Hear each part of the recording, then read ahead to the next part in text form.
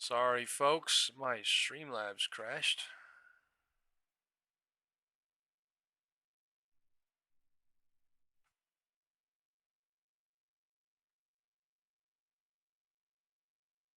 That was weird.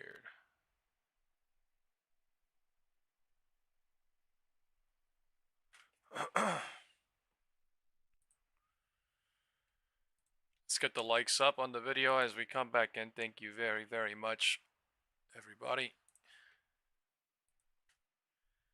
Thank you very, very much, everybody.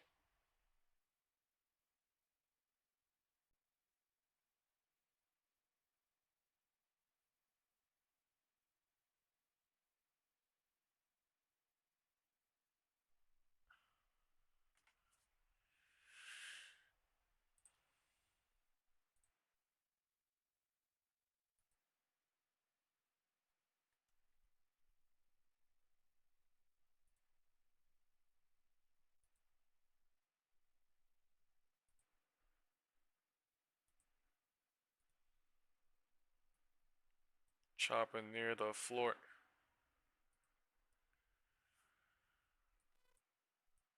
I think I have to update my Streamlabs. I have no idea what that was about. For the econ outlook for next year, as the street debates the path for the Fed following GDP earlier in the week, let's bring in CNBC senior economics reporter Steve Leisman. Steve, it's great to have you on, and let's start right there. The All right, let's do a economic quick outlook legal for disclaimer. 2026. There's something This video for the is bulls, for there's something for the bears. We're talking to Torsten education Slot and from informational Apollo purposes last hour, only. and he was Please consult your basically saying personal the financial advisor before you the make any economy could be decisions poised to be regarding your much stronger personal than people are financial anticipating. Your situation. thoughts? This video is not financial Yeah, advice. I think that's likely the case, at least in the first half. And it's really the tale of two halves. Let me start off talking about the Fed. And there's two different outlooks here. Let's If you hit look the at the like as we all probabilities, come what back you see in. is they Thank see you the all Fed very, on very pause much, through everybody. most of the first half of next year. And that may be because, by the way, there's the December 26th Fed funds outlook. Kind of shows you where we're going. 307. So where are we now? 362. Take a look at the probabilities sort of meeting by meeting. January is very low probability of a rate cut. And then you get into April, it increases. And then by June, you have that first cut really built in, April or June. Built in for the year. And then, as you saw, you get down to 307 eventually. So you have the new Fed guy comes in, a new Fed person will come in. And right now, Let's there's get an some likes expectation that they in do chat. some Let's get cutting, some Morgan, likes but in not a whole lot. And that on the may be video for because some of the market strength move. of the economy. Let's get Talk a some little bit move about on the the consumer, market. because it does, and this was my own experience. Everywhere I went, it seemed like people were spending money, places were busy, but there does seem to be a very negative sentiment out there among the consumer. So how to match the two, which seem to be a little bit bifurcated right now? Well, I've been trying to do what people do around this time of year, Morgan, which is to make some lists and figure out, what are the pluses and the minuses, what's nice and not so nice when it comes to the consumer. And again, this gets back to the extent to which you do see positive things happening. The balance sheets are in good shape. Unemployment is low. It may tick up a couple tenths here and there, but still going to be relatively low. You have bigger refunds, tax refunds coming in 2026.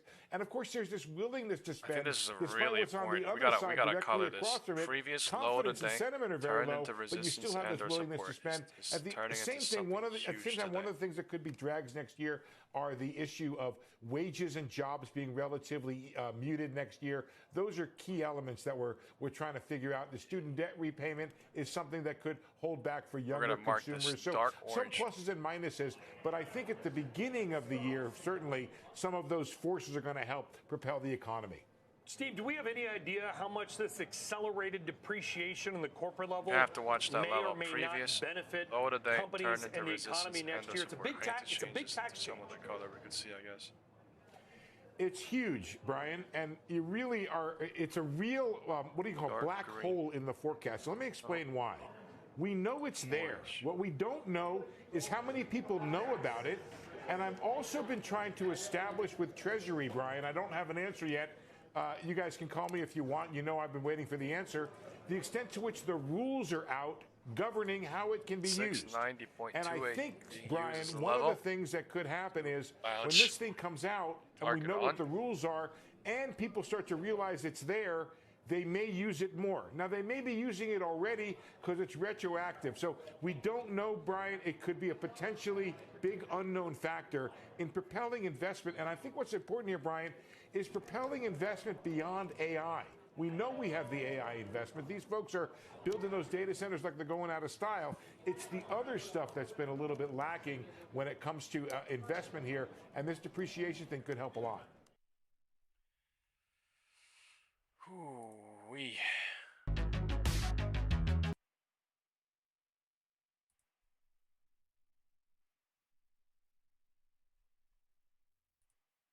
Bring in Brent Thill, the research analyst over at Jefferies, covers many of these big hyperscaler type names. Brent, earlier this hour, we spoke with Apollo Global's chief economist Torsten Slok, and he flagged specifically hyperscale issuance, debt issuance, as one of the concerns that he has for this coming year. Just how big of a deal is it for Oracle and these other big mega cap tech companies to finance their AI ambitions?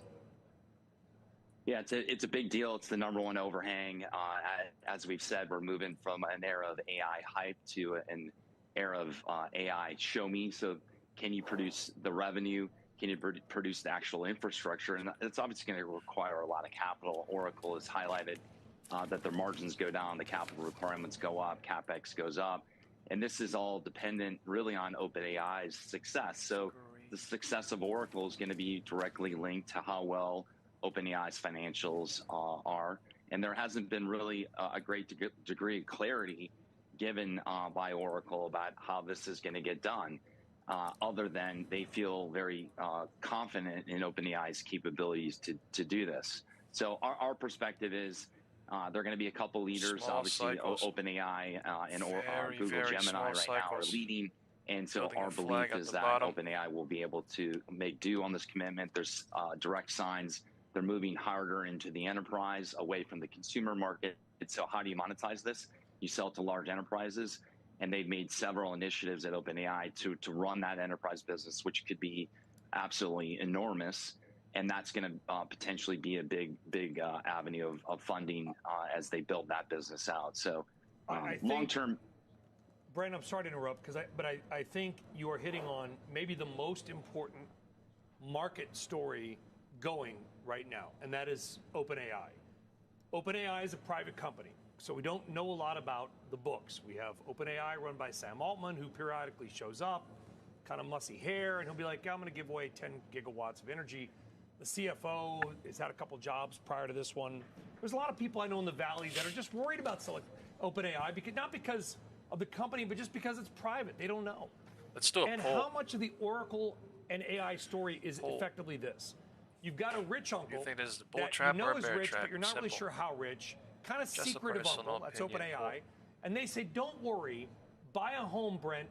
I'm going to pay for it. I've got you covered. So you buy a house. You better darn well hope that that rich uncle comes through on their commitments. That rich uncle is OpenAI. Do you worry about them at all? We worry, but we're not as worried because of the quality of the team that they're assembling. So let me give you an example. They just hired Denise Dresser to run enterprise sales. They didn't have a real great go-to-market leader. The candles come. She's run many companies in the past, including Salesforce for 13, 14 years, and been Benioff's kind of right hand and helping run many initiatives. So, you know, when they're adding, the rich uncle's adding new people like this to the family, you get more confident that they're on the right track. I think secondarily, when you look at, there's only a few in AI that win, right? So this isn't a 20 vendors win. This is 3 win. Look at what happened with Google. Look what happened with Microsoft. Look at what happened in any past cycles. There's #1 vendor gets 60, 70% of the market share. And right now it's basically OpenAI, Anthropic, and Google and a couple others. There's not like a laundry list of many names. So we have a little more confidence that rich uncle is good for it because of the rules of AI, which is you need capital, you need users, you need data, and OpenAI has those things. And then they haven't even cracked the code in the enterprise. I think that's the 26, 27 story. Where big companies like our firm other firms start paying OpenAI a lot of money The for their WhatsApp group, service. 4 people So says bull again, trap, yeah, there's a 4 lot people that's says bear contingent trap. upon what happens at OpenAI, and it's hard. Next. To your point, it is really Insane hard, wedge and I think building. that's why Oracle stock is Intraday trading on now half. QQQ. You know, literally, if they get to $20 of earnings power, which is their target, and you put a 20 multiple on it, which is not aggressive, that's $400. It's half that multiple right now. QQQ doesn't even look. Oh my god, that's loud. QQQ don't even look bearish no more. It never went low of 10-15 level ever.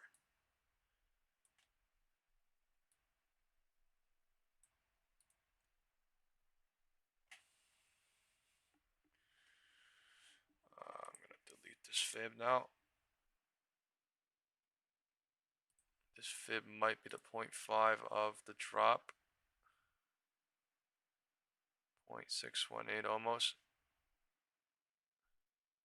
Something happening here too with QQQ. Since 10:05 to 10:15, a 10-minute drop. Thank you all that are coming back slowly. Sorry, we had a little bit of a technical difficulty. Please hit the like on the video as you come back, folks. Thank you. Man, this video has 3,000 views. And what the deal means for the chip space overall and NVIDIA in particular. Let's bring in Stacy Raskin, the Bernstein Research U.S. Semiconductors analyst. Stacy, it's great to have you with us on this day after Christmas. This is an interesting proposition because Jonathan Ross and his team of engineers were some of the ones behind the Google Alphabet Tensor Processing Unit type products out there. Just how much does this change the landscape within chips overall? Yeah, so what they're doing, so he did. Jonathan Ross was the creator of the first generation of the TPU I back think in, I it can't could remember cycle what it and was, cycle, but I ago. think this is a bull trap into what Monday Grok is doing is somehow. not a TPU Still, per se, but they've got tiny some bit very or a little bit interesting or something, architectures for high bandwidth, low latency inference. And so I think that's where this comes to play. Like, you know, NVIDIA, there's always this narrative out there for NVIDIA that they're not winners in inference. I have not been a believer in that, but that narrative has been out there.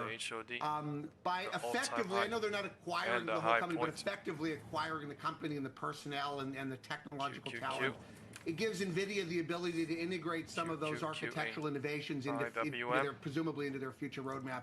I think it also massively improves that narrative, this idea that they can't be a winner in inference. I think that bear case gets a lot harder to argue with this. Like, I thought it was interesting. It's funny you talked about this being the largest deal they've done, which is true, but they're so big now that they can do a $20 billion deal on Christmas Eve with no press release, and like nobody bats an eye. Like relative to their market cap, this is not very big. Like it's actually a very small bolt-on. So taking that, I mean, so what that means is the risk for them, I think, should be relatively low. All right, Stacy, if this is not that big of a deal in terms of the overall assets as a percentage of balance sheet that NVIDIA is putting to work right now, how much could this change the paradigm or construct with which other chip companies view their product lineups and their pipelines? Do they all need to kind of diversify a little bit more? I'm sorry, could you repeat that again? Sure. Yeah, Stacey, I'm wondering if other chip companies have to kind of follow through and diversify a little bit of their own product portfolios and pipelines, given this type of a deal with NVIDIA and Grok. Well, you have to remember, most of the other chip companies out there in AI are having a hard time competing anyways, right? So it's hard enough for them to compete in their own core markets without worrying about diversifying. But I think it actually widens the gap or widens the moat that NVIDIA has had over their competition. It certainly is going to make it tougher for the competition to compete. Dumping. Stacey, thoughts on Intel? I mean, it's had the stock. The stock has had a great year. It's up 79%. Yeah.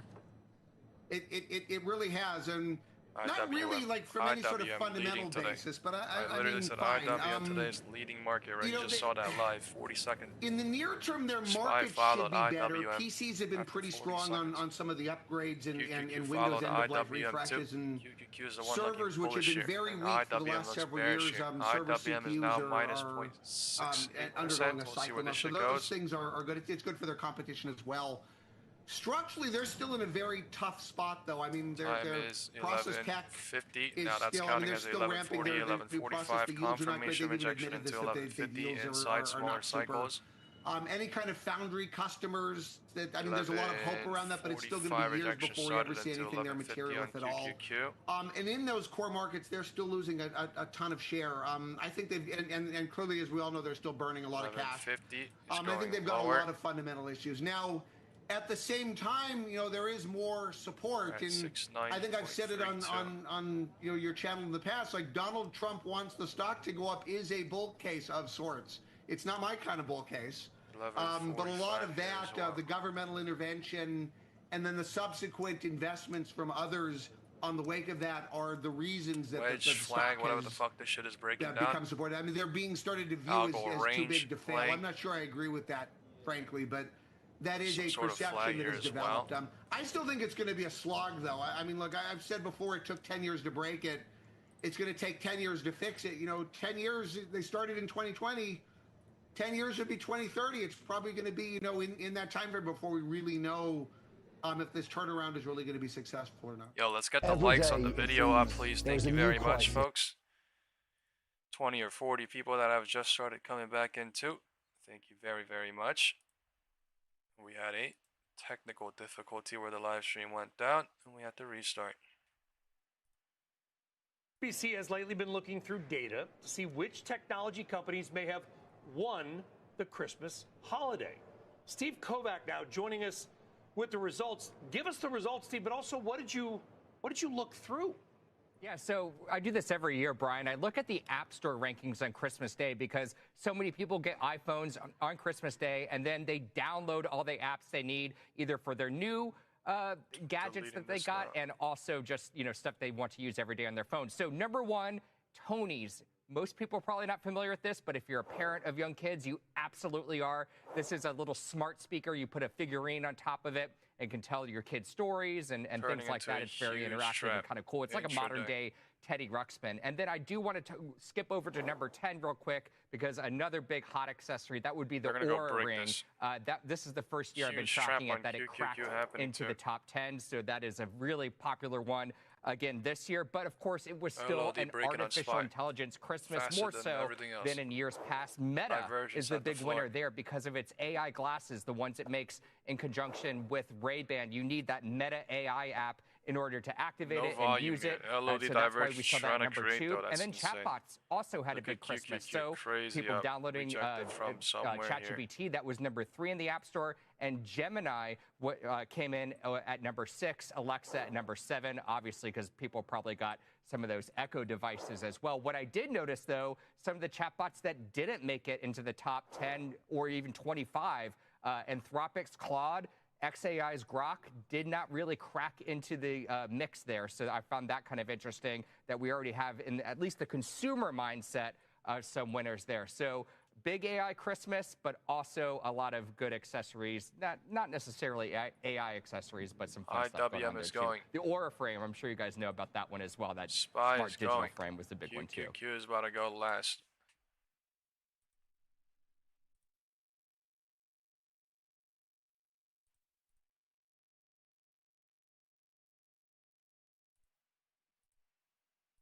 Right here at Post 9. Rob, glad to see somebody else working today. Well, yeah.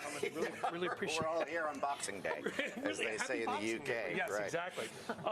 You know, listen, there's a lot of tax law changes that are happening next year, both personally and on the corporate side as well. It's a little bit, call it WBI, wonky, but important. How much of it all is that factoring into your outlook for next year? And give us you and Citi's sort of thesis on what we can expect. Well, I'd say our U.S. economists are more looking at downside risks in regard to labor. They have a growth rate for next year of about 1.9%, so they may not be factoring in as much tax incentives or tax refunds, but that's definitely an upside risk, we think, in terms of not just deregulation, but also depreciation, as you mentioned, but also tax refund checks that you could see next year for sure. Do you see that play out? Does that restoke inflation, or is that a stronger growth environment that actually enables the economy to continue bringing, seeing lower prices or at least a slower pace of growth of prices? I think when it comes to headline inflation, we think that'll be relatively contained because we think oil stays in a range of around $60, and food prices may be coming down as a result of an adjustment in tariffs. So we should see headline inflation come down. Where we're seeing some uptick is in goods inflation, and that's also affecting retail prices. I'm adding 2 puts into Monday in terms of right services inflation, that's been coming down. So we expect core to stay somewhat sticky or even decline a little bit from here, even if there's a stronger growth multiple than we think. 7,700 is your S&P target for next year. How do we get there? Yeah, so on 320 earnings, and we think that it's twofold in a way. One is we continue to think that the AI role will continue. We look at that more as boom versus bubble. We think that we'll be in a beat and raise estimate for a lot of AI companies. We'll continue to see that investment that will continue. I think one thing is where you can debate that argument a little bit is on adoption of AI. We probably see, or our U.S. equity strategists would see more adoption on the margin, so a little more demand in terms of also the supply. The other thing is we see a broadening of earnings as a result of that. So that's the second part of this, is that we see a cyclical recovery occurring, which would drive those earnings. 7,700 is about 11% higher than we are now. That's correct. Are you street high? You must be. If you're not at street high, you got to be close. We are very close to the high. So that would be the fourth year in a row of double-digit gains for the S&P 500. I had 6.4K worth of puts until when we have Monday, 3 years of this kind of bull market, does that portend, big word, for a good fourth year? Yeah, I think it could make for a good fourth year. I mean, the only thing that people worry about here, I think a little bit too, is valuations. Although you've been mentioning a lot of things about AI today that could be of concern. But I think that on the margin, it could be a boom cycle.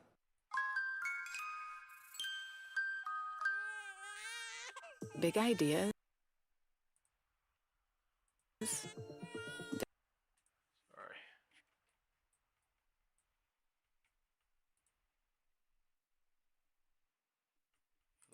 11:40, 11:55.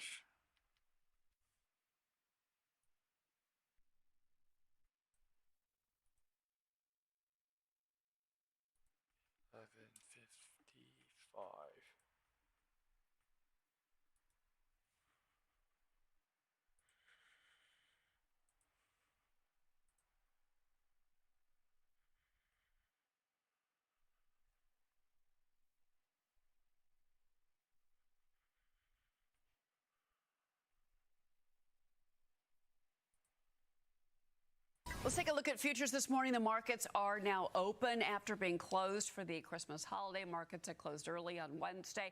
As you can see, the Dow is down 55 points in the pre-market and the S&P as well. Stocks did extend the year-end rally on Wednesday. The S&P 500 rising to a fresh all-time high, driven by optimism around economic growth and stronger corporate earnings expectations. Investors are watching for the Santa Claus rally, a historical year-end boost, spanning the final trading days of the month of December into the first sessions of the new year. Markets notching strong gains this year. Obviously, you had that big AI-powered rally for the year. The Nasdaq, get this, up 22%. The S&P 500 up 18%. The Dow for the year so far gaining 14%.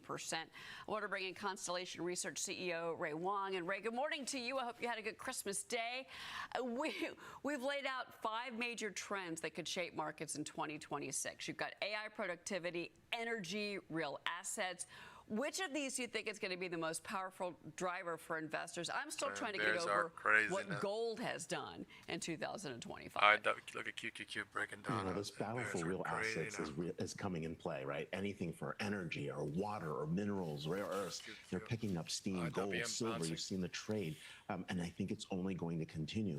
We have so much money locked up in the market in all different sectors, but it's all going to come down to what do you physically have. And, I'm more an equities guy, but I can see the real assets piece ticking up. And then the other area is really around AI-powered growth. You're seeing companies like Walmart and Pfizer, they're taking massive gains in terms of exponential efficiency. This is the middle, but every single cycle, what I'm trying to say, a number of startups. And the one I'm really excited about is the IPO boom we hope happens coming in 2026. If all the conditions come into place and we see interest rates drop, we're going to be able to see a chance for a really huge IPO boom with so many companies in the pipeline for 2026. Yeah, no, I agree with you there. And also, we're going to get a new Fed chair. Certainly the markets are going to be cheering a Fed chair that's likely going to be more amenable to further rate cuts. I know the Street is expecting that at least beginning in April, if not in this company.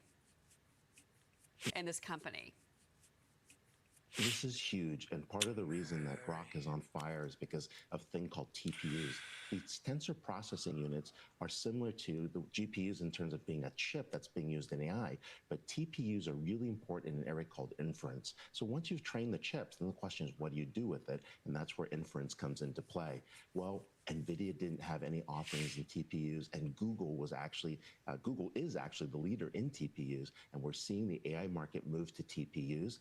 Grok is market makers want to crash my chart. Looks like, guys, Google team that built those TPUs, and this is a critical move if NVIDIA wants to continue to Thank you guys all that have hit the like button. Thank you so much. Hit the like button, and you watchers, hit the subscribe button. What we do on this channel is best analyze the intraday stock market by using the wind direction, trend direction to find the real direction and the traps and the trend direction. And talk about the economy, so if you because are in 2025, into what sort of an stuff like that, where incredible you like year to we've had. In find particular, it the was the real consumer reality, spending asset, and then you had that things that are unbelievable GDP number, much better than expected. spot. That read we got on GDP for Q3 on Wednesday. So as we move into 2026, John, it looks like the market is powering the consumer. Yeah, let me bring in John Lunsky. John, go ahead.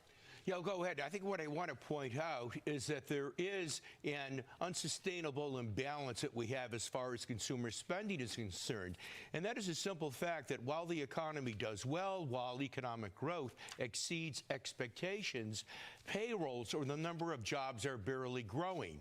And in fact, if you look closely at the data on third quarter real GDP, what you find is that the 2.6%, nearly 3% year-over-year increase by real consumer spending was much faster than the 1.5% yearly increase by real after-tax income. Slower growth by real incomes is a consequence of this dramatic slowing of jobs growth.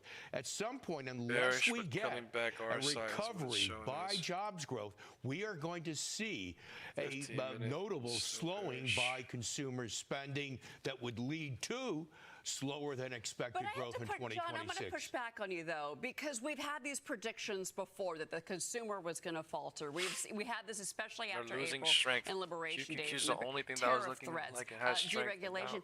It didn't come to pass. And the numbers that we're seeing now from holiday spending, even those numbers haven't come to pass of the predictions. So you can predict it, but at the same time, it is the top 10% of wage earners in this country that are powering ahead the economy, John, excuse me. And we got that in that GDP read that we got on Wednesday. I don't know. I think everybody is spending money. My goodness, you have had in the auto industry, they have had to resort to 100-month-long auto loans in order to make new automobiles, new motor vehicles affordable for middle-class Americans. I fucking wish I had my zero DT now, but like, what a fucking cycle. Crazy work. The highest income it's fine. I'm decile, in that top 10% here, is responsible for this consumer spending growth. I think people are getting a little bit carried away there. I mean, just in real terms, how could 10% of Americans be responsible for 50% of real consumer spending? It's just absolutely impossible. I think people are going out in a stretch. They're taking out debt. At some point, this lack of jobs creation catches up with the U.S. economy. Now, I'll go so far, though, as make the prediction that later, not that late into 2026, we'll see a recovery by jobs growth. And believe it or not, with jobs growth picking up, with all of the stimulus coming in from the big, beautiful bill, and who knows, maybe we'll get some of this direct foreign investment kicking in. We'll be talking about rate hikes in the second half of this year. Well, we've got a lot more to talk about. Ray, it was great to see you.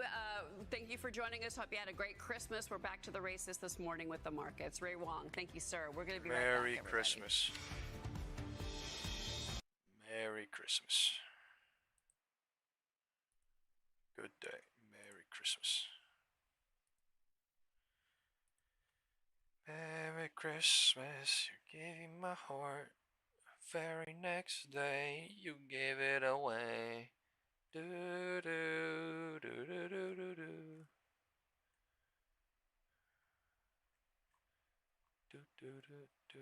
Special. And again, Capital founding partner John Kilduff and Tortoise. I get that holiday spirit, folks. Rob Thummel. John, does it tell you the story about how much inventory is out there in the world, or at least perceived to be out there in the world, that we're boarding Venezuelan, some Venezuelan tankers that we're starting to attack militant targets in Nigeria, and yet the price of oil is down right now?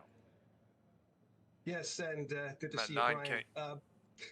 The cushion, the supply cushion out there right now is extant, and it's hard to make a dent in it. Let's go. And the players Market you're pulling talking down. about, Venezuela hasn't been a meaningful producer of crude oil for some time now.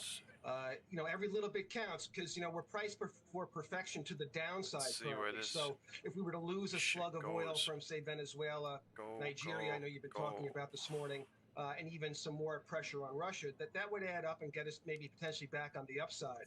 But save for any real concerns, any real loss of volumes, the trajectory is just lower for now until we get a meaningful supply response from the major oil producers, Saudi Arabia, OPEC plus, because the surplus as we go into 2026 here is going to be potentially remarkable.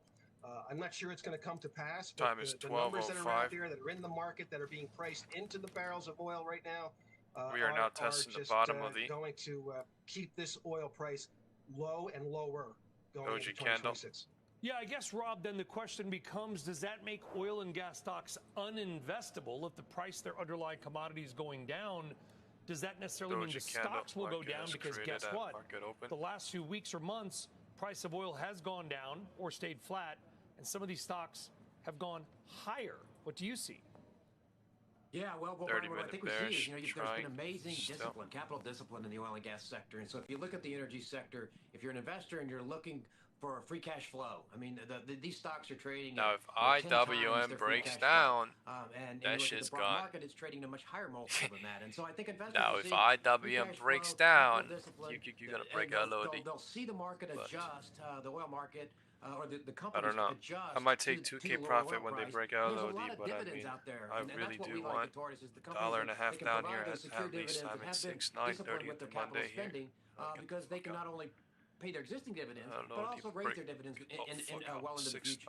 26, 9, 15 would be fucking John, it's interesting because we have these big debates about when and how AI is going to improve productivity in corporate America, but look no further perhaps than the oil fields here in the U.S. From and even the as you have HOD of rig counts coming off, you have a company like Baker Hughes beginning to add more AI to the process, and productivity of the wells is going up. So what is that doing to the cost to pull a barrel out of the ground here in the U.S., and what does that mean for production?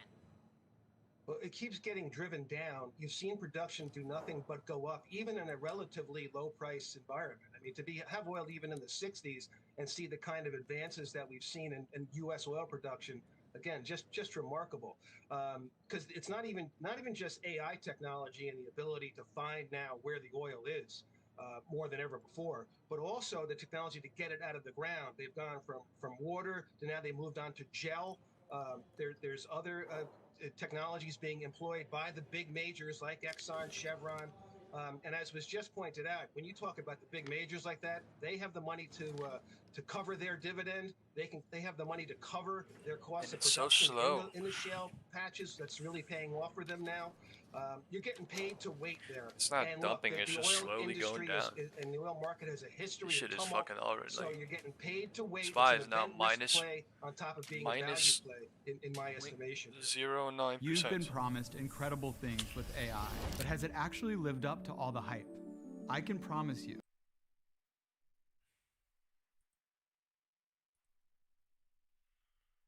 A huge wave of AI legislation at the state level in 2026. Let's bring in Tusk Ventures co-founder and managing partner Bradley Tusk. Bradley, it's great to have you on. And let's start right there because we've started to see some of these state policies push forward. I think about just here where we're sitting right now in New York. Sure. But how do we marry that with an executive order that's pushing for a more broad-based federal approach to this?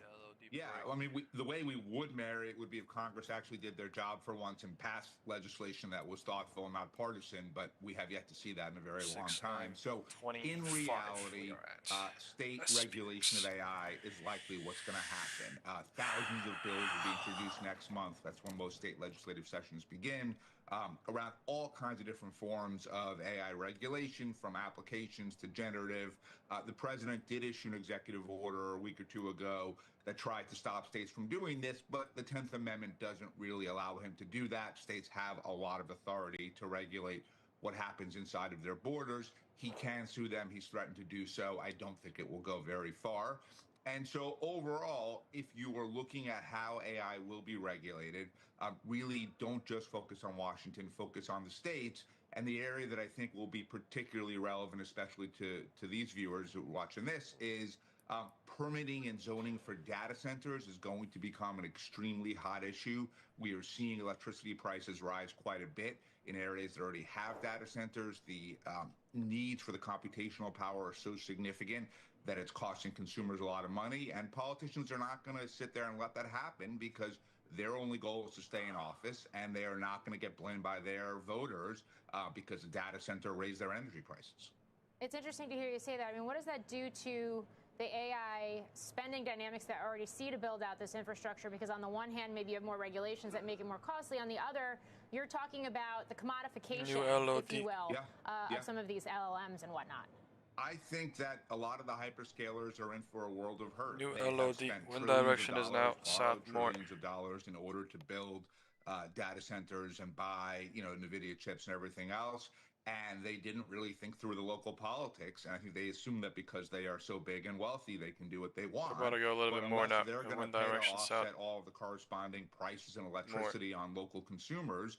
They're going to face a tremendous amount of regulatory headwinds, and where that creates opportunity is for alternate at the minimum for 5 more minutes where they fake out and they go lower. Whether that's an inference model or there's all kinds of different stuff out there. This is now showing up as the bottom of the candle breaking down. Biological processing. I literally said that they're most likely going to go to the bottom and then break down and then something, right? That's what they're doing right now. Big advantage next year.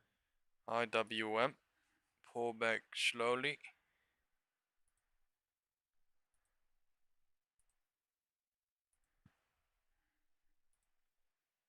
IWM, pull back slowly.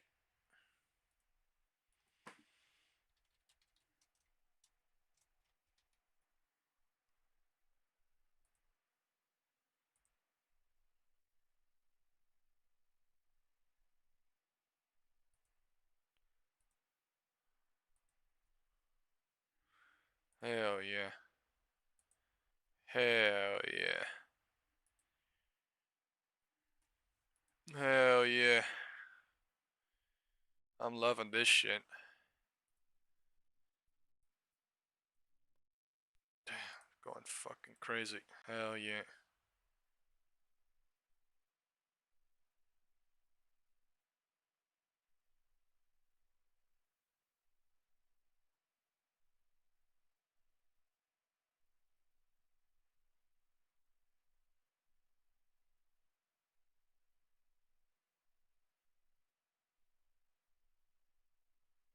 I'm out right now. $9,845.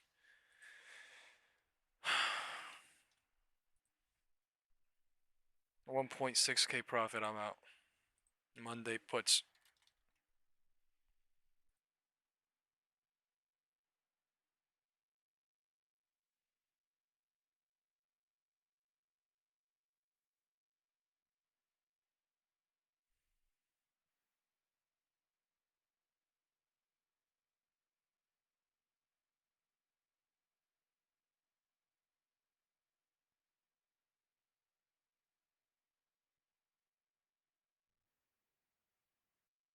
Wow. Alright. What a day. Done day.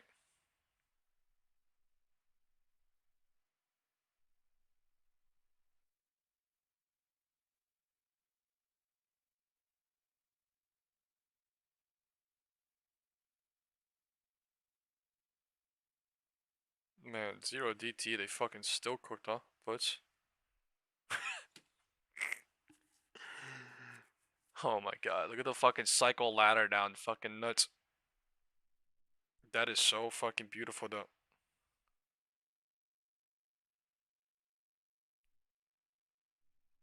Now the entire day is 1/3, 2/3, 3/3.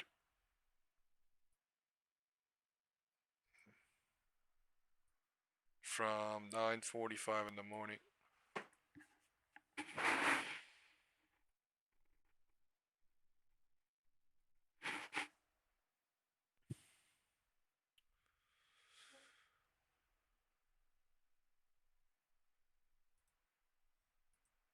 Someone said it was gonna test the floor. Yeah, me. At the fucking top right there. Oh god.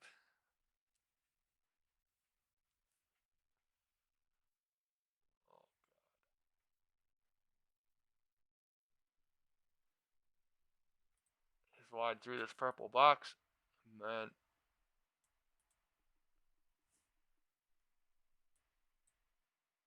Time is 12:15.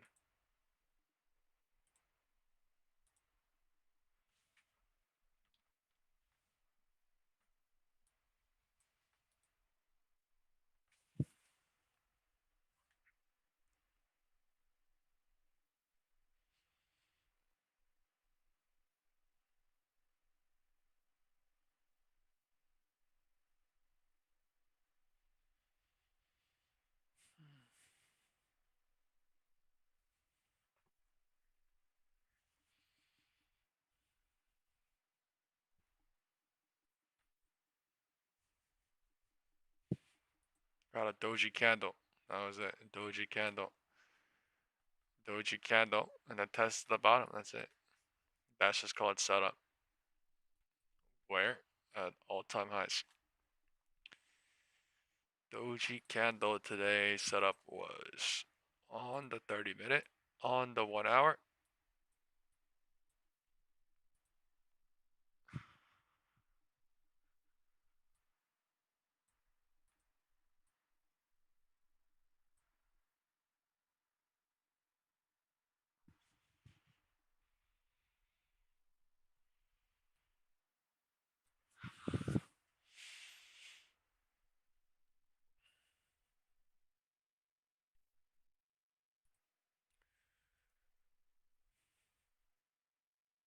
IWM made a 1-minute gap down and then gap filled.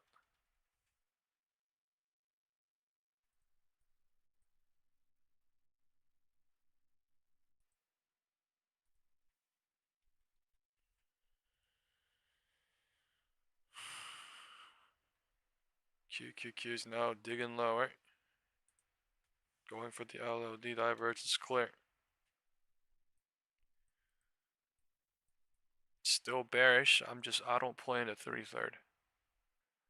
This is not even 1/3, 2/3, 3/3 from 10:30 in the morning. This is literally 1/3, 2/3, 3/3 from 9:45 in the morning. The high of the day. So I'm good. Little bro. To the market, I am saying. I don't really care about candles. I care about setup, cycle analysis, and deductions and smart money environments and shit like that. Candle traders are just liquidity in the roaring 20s, just like they were in the 1920s, and just like they were in the 1980s, and just like they were in the 2010s, 2000s, and just like they are now. So, yeah, I'm okay with that fact though. I live by that fact and I will fucking. I'm okay with that fact, so. 10, 12, 15.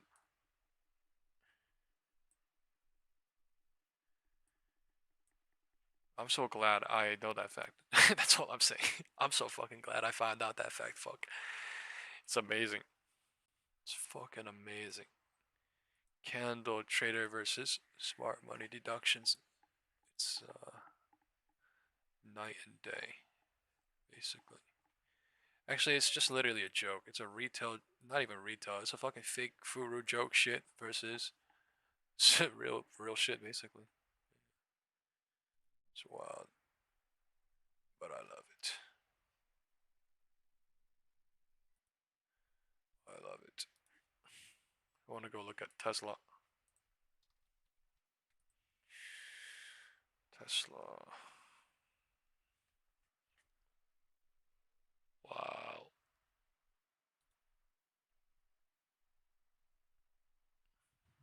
I think I'm about to play on Tesla.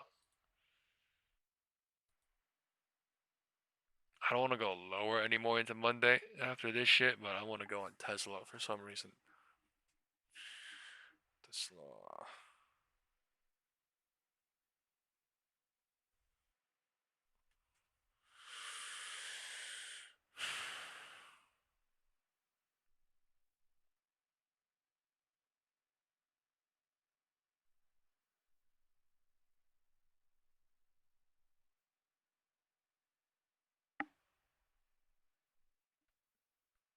This week, right on Tesla.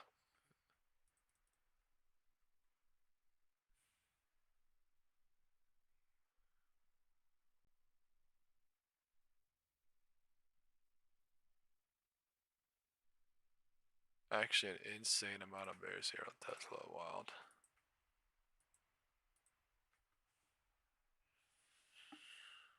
Went down 1, 2, 3, 4 days. Destroyed bulls. And then now what? Bounce possible maybe? Damn. It's so bearish since December 22nd, Monday.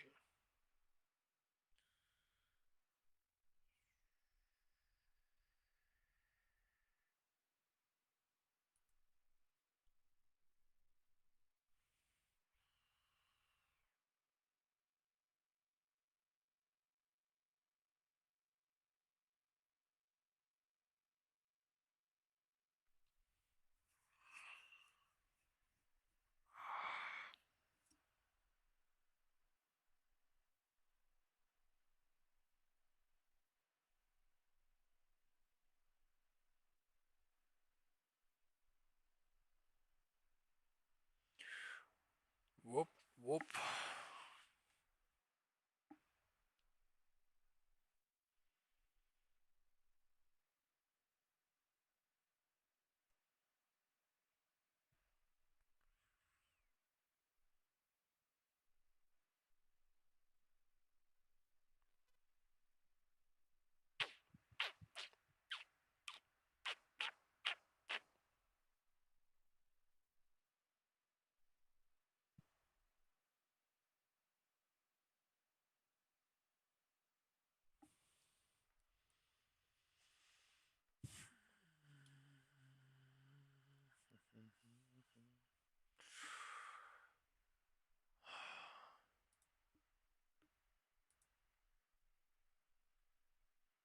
Why is this shit not working, dude? It's just broken.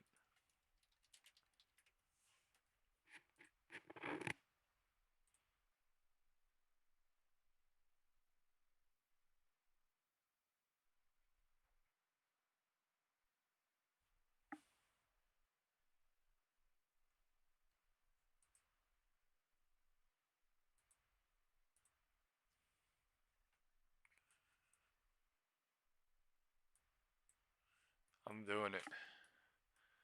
I'm doing 2. Holy shit.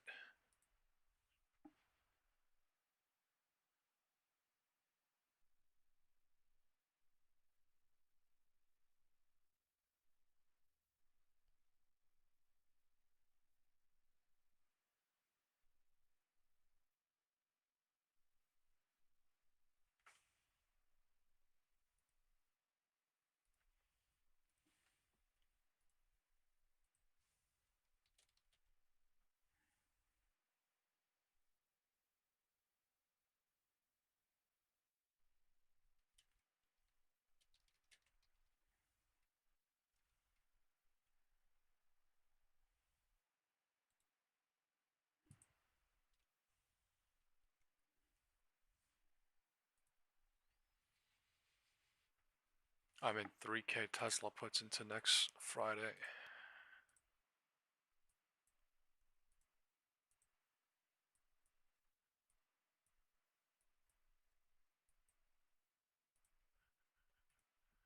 Wow. Wow. Market wants to go crazy lower.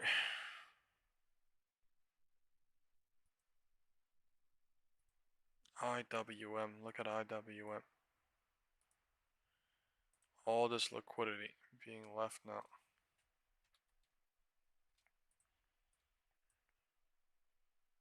Minus 79%.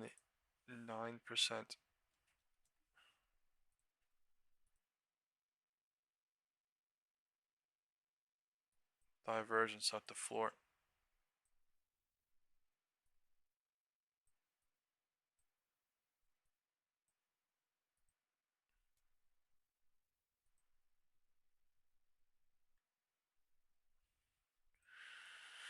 Those that have not liked the like on the video yet, please hit the like on the video. Thumbs up the video. Thank you so much. Time is 12:25 and they're actually going lower into 12:25, not 12:20 here. On SPY. Until the divergence clears, the bulls are a little bit in major risk. God damn. 12:25. That is something disgusting. I don't know. Temptation. 3/3 temptation. Midday. Low volume.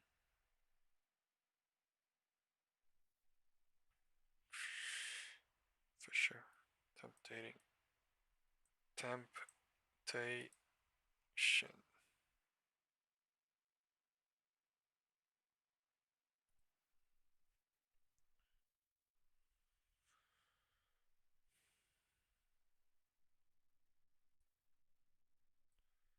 12:25 new low.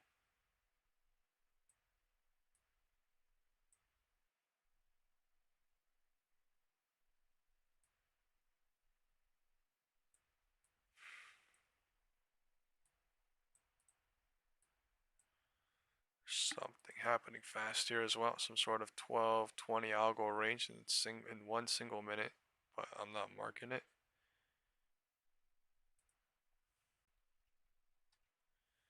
This is the floor bouncing, testing on QQQ. Volume's coming in bullish too. Not clear the divergence at the floor and bounce anyway. Absolutely wild. And there's so many 1 minute gaps above on IWM. It's turning disgusting. There's another 1 minute gap that it made on the way up. Filled 1, 2, 3 1 minute gaps, and there's one here and one down there. Can't even make this shit up.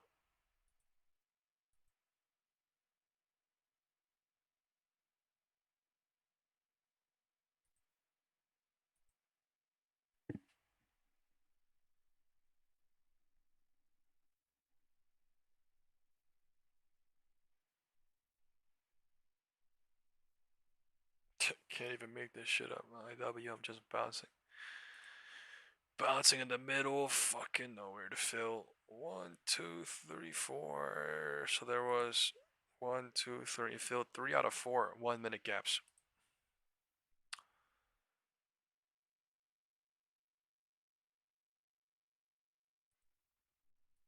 $12.30.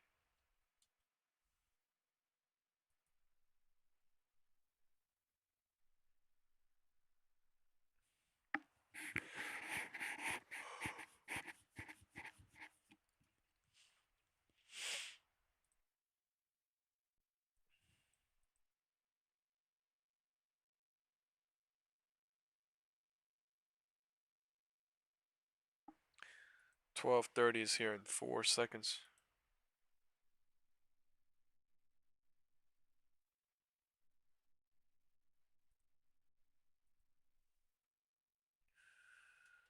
Wow.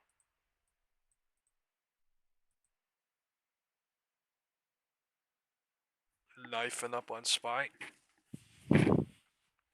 Why? Because this is the 3/3. Even with the divergence at the floor, they're doing this. Mini cycle 0 DT gaming.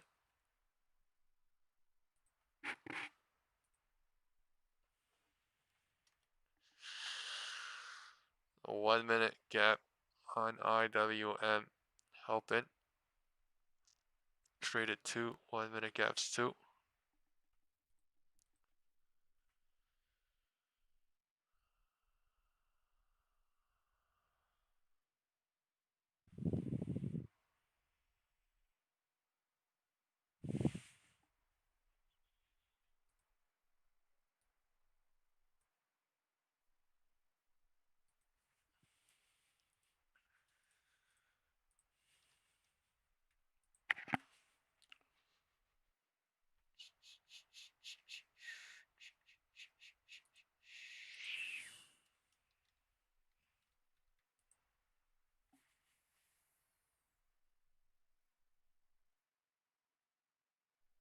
What does that sell on Tesla? Holy shit.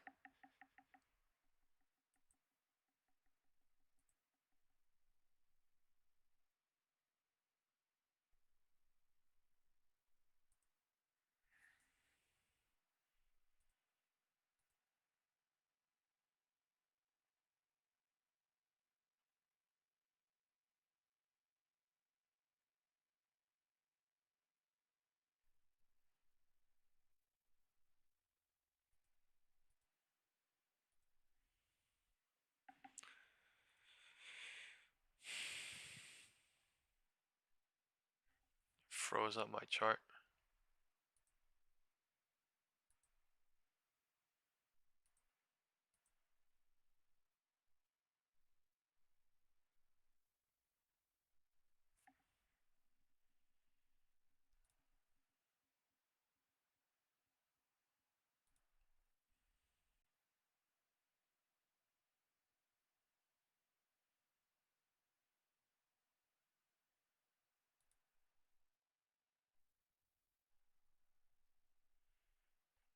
The Associated Press is doing a recap of the top political moments of 2025.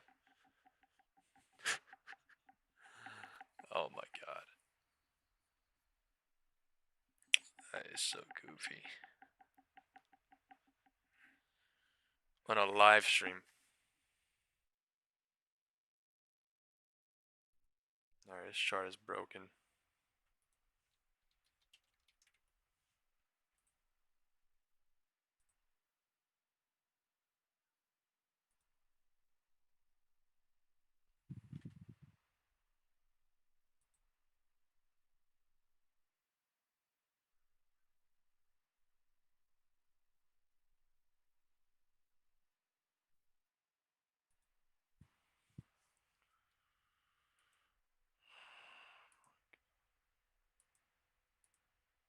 The fuck is wrong with my fucking charts, dude?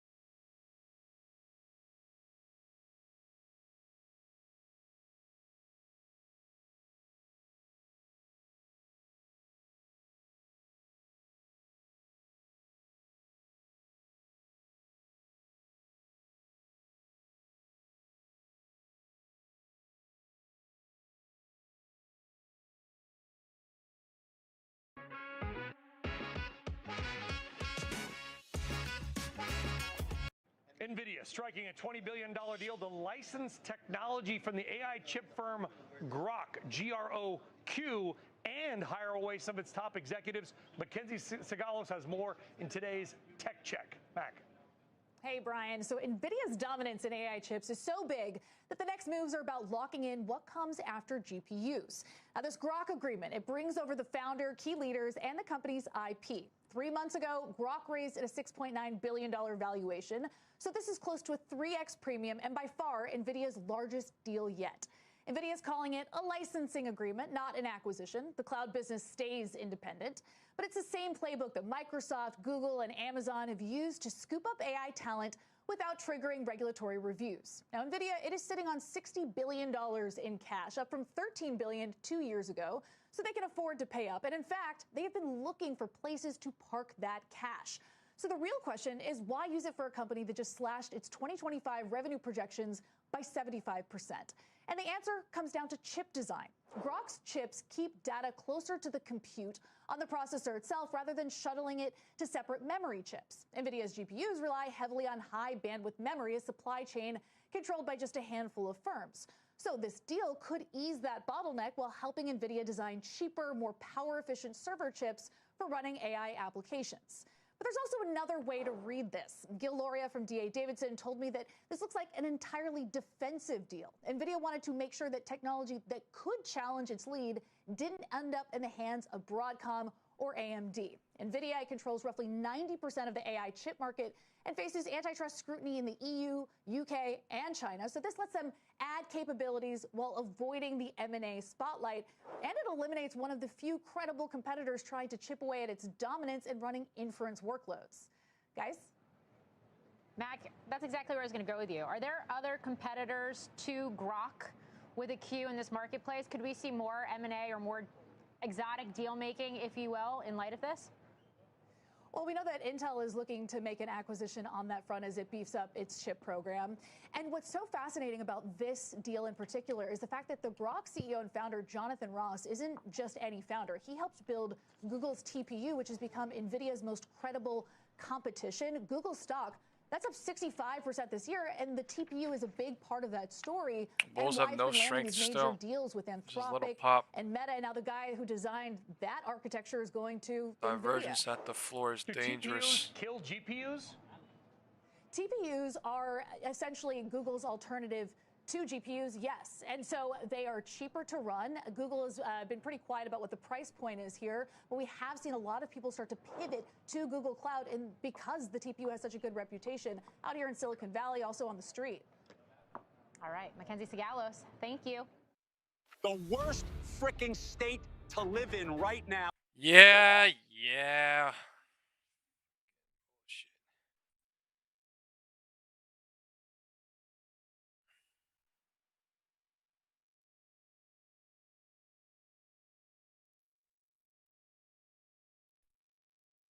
You have called 2026 an inflection point for the AI revolution. Take me inside that inflection. Strong. What's going to happen next year that hasn't happened this year? I think it's really about monetization. I mean, monetization is going to be the key, specifically on the software side. We've seen Palantir, but I think it's ultimately Snowflake, MongoDB, and others. Look, this is now, it's the prove it moment. But I believe investors are actually underestimating the scale and scope of this AI revolution playing out, which is why we're so bullish. Again, it's year 3 of an 8 to 10 year bull market. It's a 1996 moment, not a 1999, 2011 moment. Well, Dan, let's talk about what you expect Look to see happen Tesla. here. You say tech stocks are going to rise more than 20% in 2026. That is double digits, 20% here. Is that driven by an earnings reality, Dan, or is that just belief that AI monetization is finally going to show up in some of the balance sheets of these big names? I think it's a combination. I think, look, right now investors are underestimating tech earnings. I think 15, 20%, just even going into the year. And I think as we see demand and supply continuing to increase, remember, only 3% of U.S. companies have gone down the AI path. So as this accelerates, and accelerates globally, because for the first time 30 years, U.S. is ahead of China when it comes to tech, clearly behind on energy. And I think it's going to play out across software, cybersecurity, chips. You look at Micron, you look at the memory players, SanDisk, what's happened with SK in Korea. This is now the second, third, fourth derivatives of AI playing out. Now, like we've said, I mean, it is a fourth industrial revolution. We talk about the AI party, started at 9 p.m. It's now 10:30 p.m. That party goes to 4 a.m. Dan, JP Ong here. We were speaking to Ed Yardeni yesterday about what his outlook is for the broader markets, and says that there should be possibly as a warranted rotation from the Mag 7 to what we call the impressive 493. But I'm wondering if this also means perhaps a rotation away from the Mag 7 towards the other parts of the tech space. Do you think that is a perhaps plausible thing to expect in 2026, and perhaps a warranted thing to start looking at other parts of the tech space outside of the Mag 7 that some might say might be a little bit too crowded despite all of the optimism and enthusiasm around it? Yeah, look, it's a great point. Look, it starts with the Mag 7 because we're talking about, call it almost $600 billion of CapEx next year when we think about big tech. But it's about the multiplier, the ripple effect. For every dollar spent on a NVIDIA chip, there's an $8, $10 multiplier across the rest of tech. That's why you own, I mean, we have the IVS AI30, Huon Software, cybersecurity, names CrowdStrike, Palo Alto, Nebius, CoreWeave, on some of the neo clouds. I think now it spreads. And also, you're going to see a lot of acquisitions. You talk about the Google acquisition. This is just the start. It's get the popcorn out moment. You are going to see a massive wave of consolidation in tech. Yeah, Dan, I wonder, though, I think unlike 5G, we've seen that AI has proven that it will be transformative, not just for markets, but how various sectors do business. But I think the skeptics might point out that maybe we've gotten a little too ahead of ourselves in terms of valuations, perhaps a little too frothy, and maybe shifting from fifth gear to fourth gear on the valuation of some of these stocks might be warranted at the moment. What do you say to some of the skeptics that think that maybe we need to perhaps just shift down a gear with regards to where valuations have gone so far? Yeah, and I almost think you shift up, right? I mean, to some extent, my view, think about robotics, autonomous. The AI use, autonomous hasn't even started on the consumer side. Enterprise, we've just scratched the surface. So I think it's one where you're going to have white knuckle moments. Think about 2025, DeepSeek, Liberation Day, U.S., China, and other issues, circular finance, and you'll have those. But the reality is, I think this is going to continue to be a pop the champagne moment for tech stocks because now the monetization plays out, and I think investors are underestimating what that's going to look like stock in terms market of the trillions of dollars being spent. More at the Imagine being able to build anything just by. That's what I'd like to, but we have been. Time flies.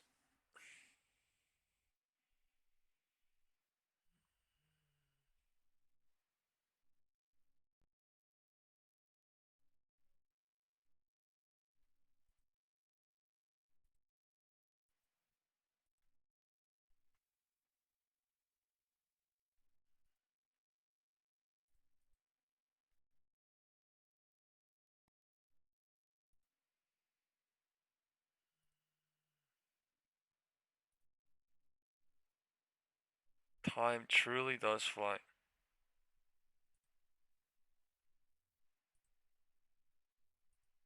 It's already 12:30.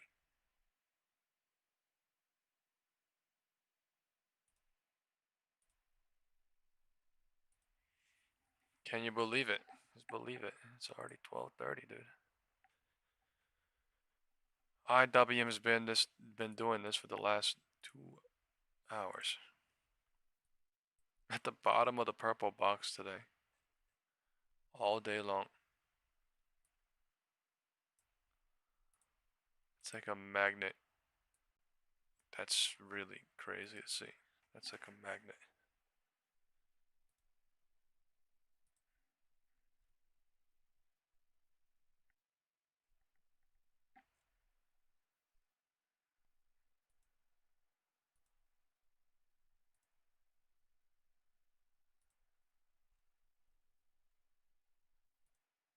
Man. What I really want to see is how today opened, but can't find it anywhere.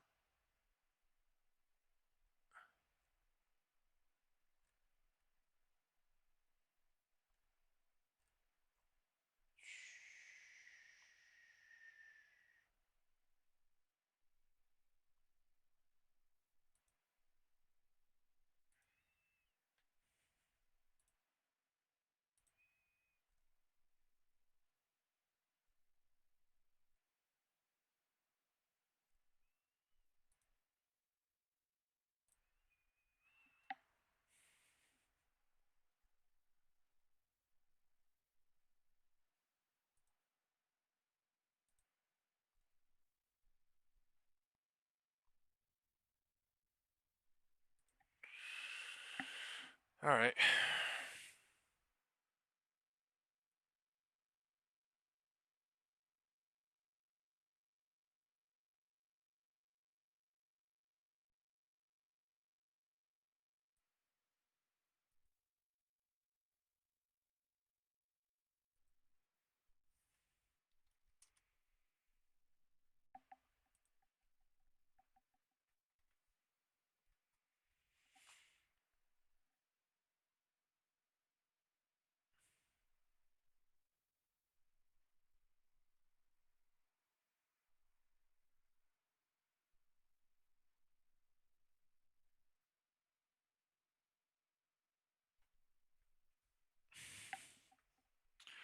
Let's see it.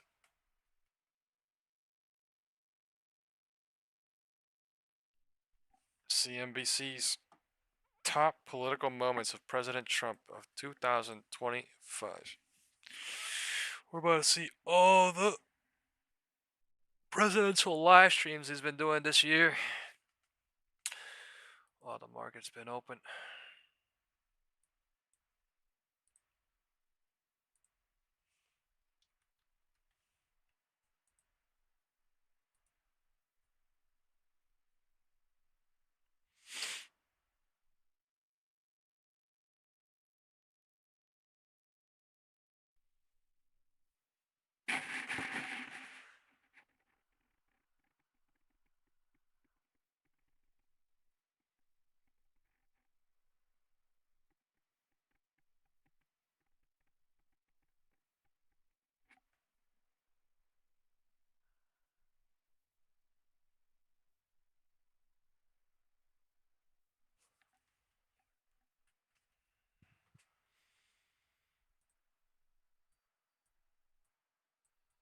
Someone said, how am I down on Tesla in 10 minutes like crazy?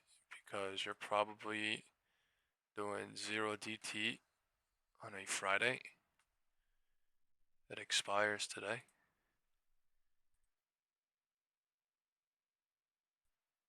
And different types of setups for different types of things. And 0 DT is like momentum, folks. 0 DT is like guaranteed traps and momentums. People ought to realize momentum versus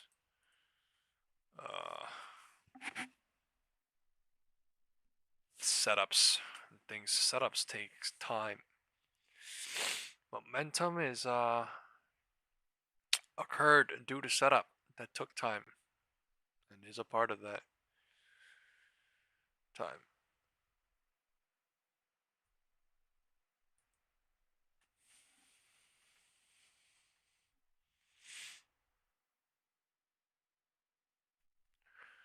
Friday.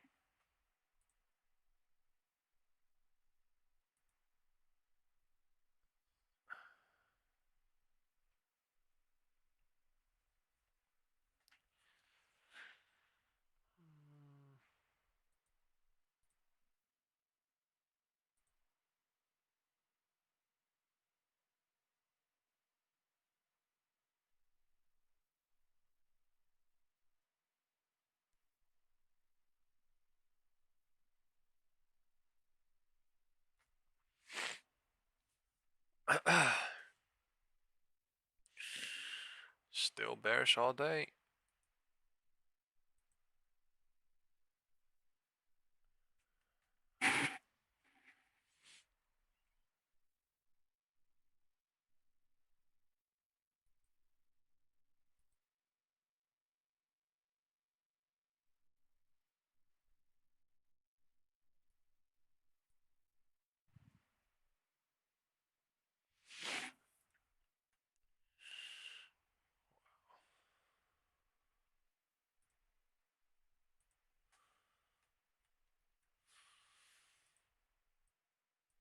Crazy how I don't even know how IWM is continuously doing this all day long. That's crazy work. That's crazy work. All day long.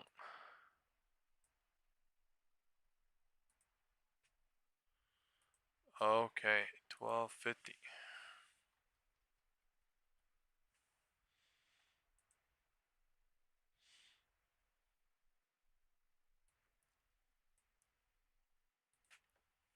Oh.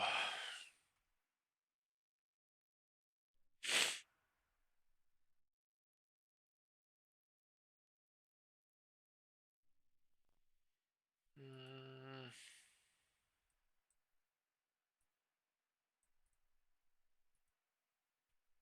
1250.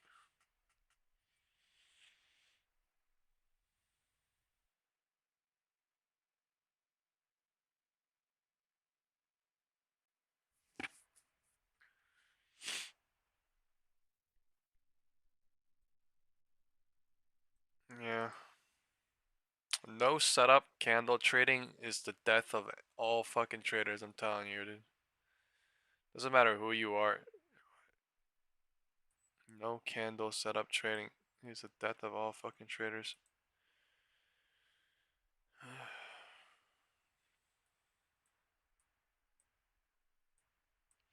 It takes a lot of effort and time to really find the setup. It's not just like, oh, it's looking bullish, it's looking bearish. Oh, setup. Oh, setup must be there. Oh, it's looking bullish or bearish. Oh, setup. Oh, setup's there. Like it's, you gotta have like a deep understanding of how, when, how, what, why, how, where. Like, or else it's just green or red, profit or loss, good day or bad day, all good going, bad going, and then forget everything. It's actually just there's a lot of struggle, there's a lot of bullshit, there's a lot of reality, and there's a lot of good truth finding, and then once you find the truth, you get to enjoy it. But yeah, a lot of the Furujis, man, they literally do the fake it till you make it, and then enjoy the fake reaping shit. Like, do you realize the statistical data of people losing in the market is like 80%, right? 70 something percent. Why would it be like that? Why would SIPO literally give us data? Because people like Furu Gurujis and fake scammers literally make up bullshit and then say, ah, life's good, things are easy, haha, candle trading, oh, la la la. And then, you know, in reality, if you really think about it, and if you really see what's going on, if you do it, and if you try it, you just completely fuckaroo. So, you know, in life, there will always be, how do you call it?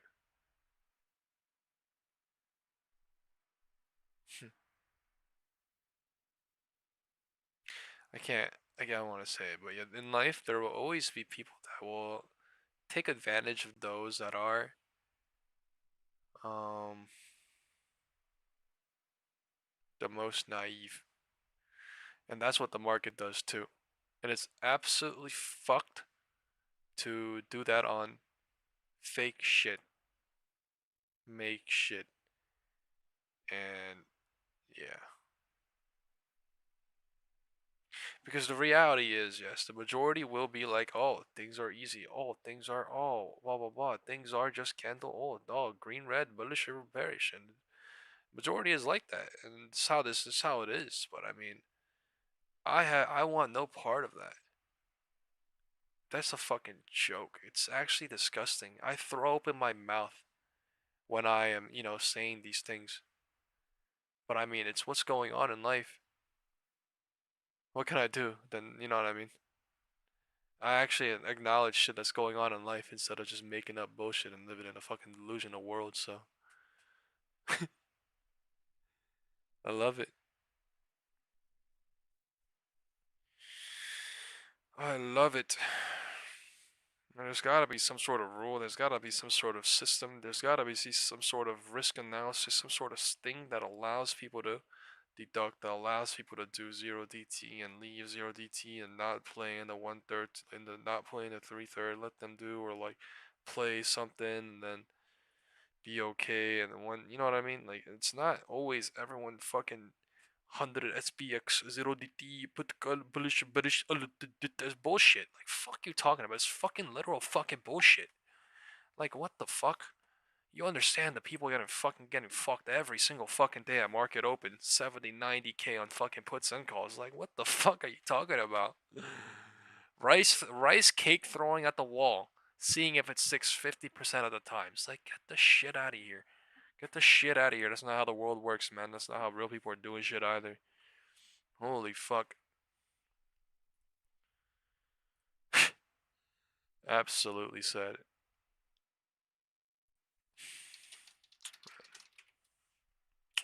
But I mean, I will say that's the 85% of the people of the world. So I mean, while I say this shit, I mean, it is what it is. What the fuck can we do? It is what it is. I just want no fucking part in it. It's just literally sad. The fuck. Still above the all-time high point today. We never went 6,920. That's the previous all-time high, 6,920. We are still above it.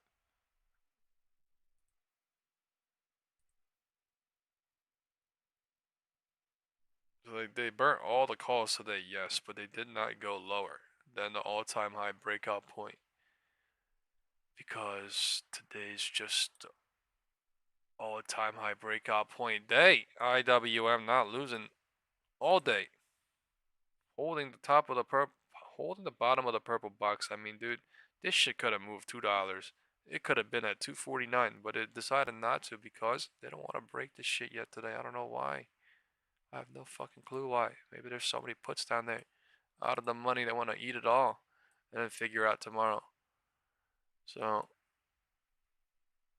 for sure, I'm telling you right now, why the fuck are they destroying puts on Tesla? Because they're eating 0 DT puts. Like, it's not that fucking, it's not rocket science. You know what I'm saying? Like, why the fuck would they go down $4 on Tesla and be like, oh, all these bears released. Haha, nothing happened. Like, no. There's setups clearly. There's things going on clearly. In 2 hours, still bearish, so it still could be bearish until next week. There's all these bulls trad, but why the fuck would they go down today if they already went down to 474? You know what I mean? It's actually just hoping at that point with no setup candle trading. No setup candle trading to be in 0 DTE or thinking like, oh, they're going to do that again because of, they may do it into next week. So today, I want more. I want more profit today. So it's not how life works. Life is actually, I got fucked today. I got fucked last week because of this. So I'm not going to fuck around and find out into next week, or I'm not going to fuck around and find out into today. It's that type of shit. And this is how I do. But I mean, life is difficult. But this life is also great at the same time.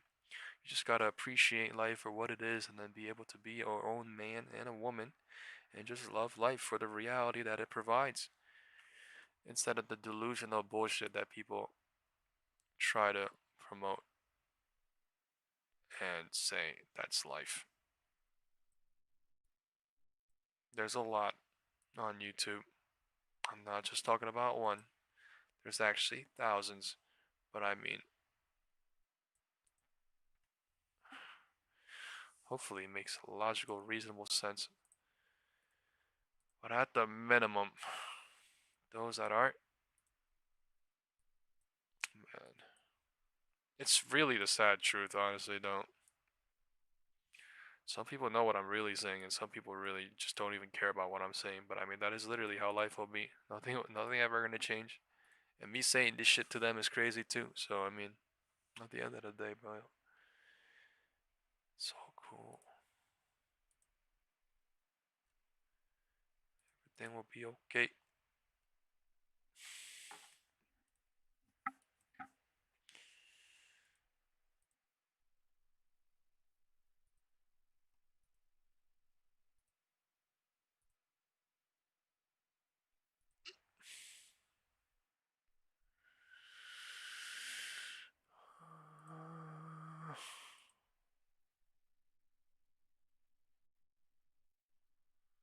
Gold and silver at record highs.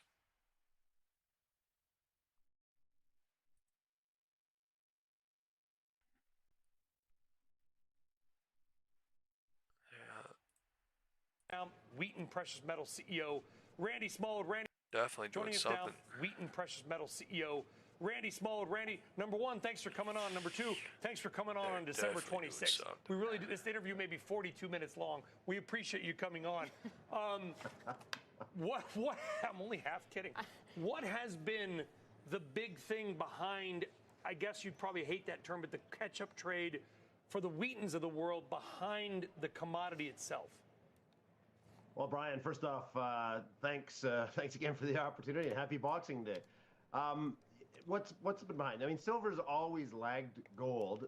Gold, of course, has been on a strong run for many years now, but the last year has been particularly strong. Ew. Silver has always traditionally lagged gold. But, what we're seeing now is strong outperformance on the silver side. Strong outperformance, well up over 150%, probably about 160, 70% for the year. Eating all bulls, eating all bears. Silver is the critical mineral. What I think society is realizing is that not only is it an affordable precious metal, but it also, in terms SPX, of eating mobile all bulls, electronics, eating just all has, overstaying bears too. It just makes everything better. It makes batteries last longer, gives you higher processing power. And, that's important when you're dealing with a mobile world that we're all, gradually moving into, all the way from electric vehicles to smart rings and smartwatches, et cetera, et cetera. And so that push on the silver side has just been continuous. And the advantage of silver, one of the advantages of the silver market is the fact that most silver is produced as a 1 minute cap did byproduct. not fill down below. And so, it's the reason that our company, as a streaming company, came into business originally, was to unlock the non-core precious metals byproduct from all these base metal producers. And so silver mainly comes from lead zinc mines and a bit more from copper mines. The lead zinc market isn't all that strong right now. Copper, of course, is also at record highs, but these mines, they just don't ramp up that production as fast. So your supply side constrictions always give you a much higher response, a much more volatile positive response than what you see with normal commodities. And so silver, of course, is showing that right now. So Randy, the fact that you sit in this very unique position as a streamer, meaning that you have offtake agreements, you take that production from the miners who are pulling all the stuff out of the ground, and then you turn around and repurpose it accordingly. How are you positioning the company for 2026? It sounds like the supply-demand dynamics have you anticipating that we continue to see these prices move higher and we continue to see these shortfalls in supply. Well, we're, of course, generating record cash flows. The prices that we're selling our precious metals for record levels, and yet because we're a streaming company, we still our costs, our actual production costs, are fixed. We don't have that cost.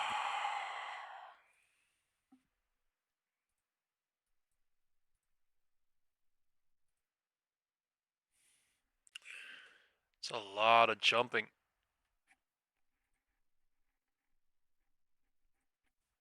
Market acting really jumping now.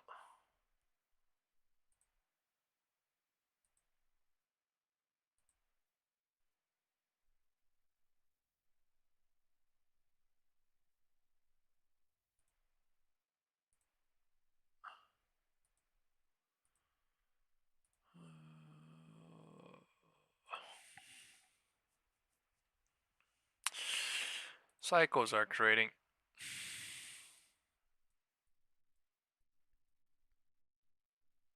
Setup is setting up. Things are slow.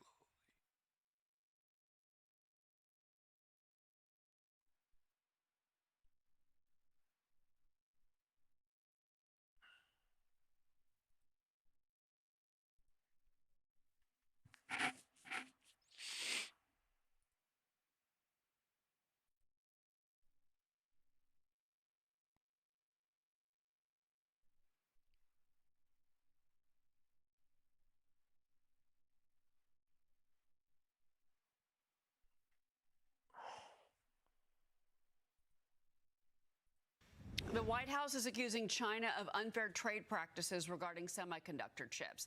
A filing from the U.S. Trade Representative says this, quote, "For decades, China has targeted the semiconductor industry for dominance and has employed increasingly aggressive and sweeping non-market policies and practices in pursuing dominance of the sector. China's pursuit of its dominance goals has severely disadvantaged U.S. companies, workers, and the U.S. economy, but Trump administration is delaying new tariffs on Chinese chips until June of 2027. Now, China responded to the filing and the accusation, slamming the U.S. for abusing tariffs and surpassing China's industries, adding that China will, quote, safeguard its legitimate rights and interests. If you guys are wanting for shit to crash, or if you're asking like, oh, is the market oversold, overbought type of questions, and you're trying to fucking whatever the fuck kill the stream, you're getting muted for 30 minutes, and you're also getting kicked out, bro. So you gotta watch yourself and watch the shit you say here. I don't give a rat's ass about, you know, you're overbought, we're gonna go crash, or we're gonna go green candle, go boom up type of shit here. So sorry, no care. And recalibrate the semiconductor you care about industry. it. And so what he's doing with Xi Jinping is there is this threat in June of 27.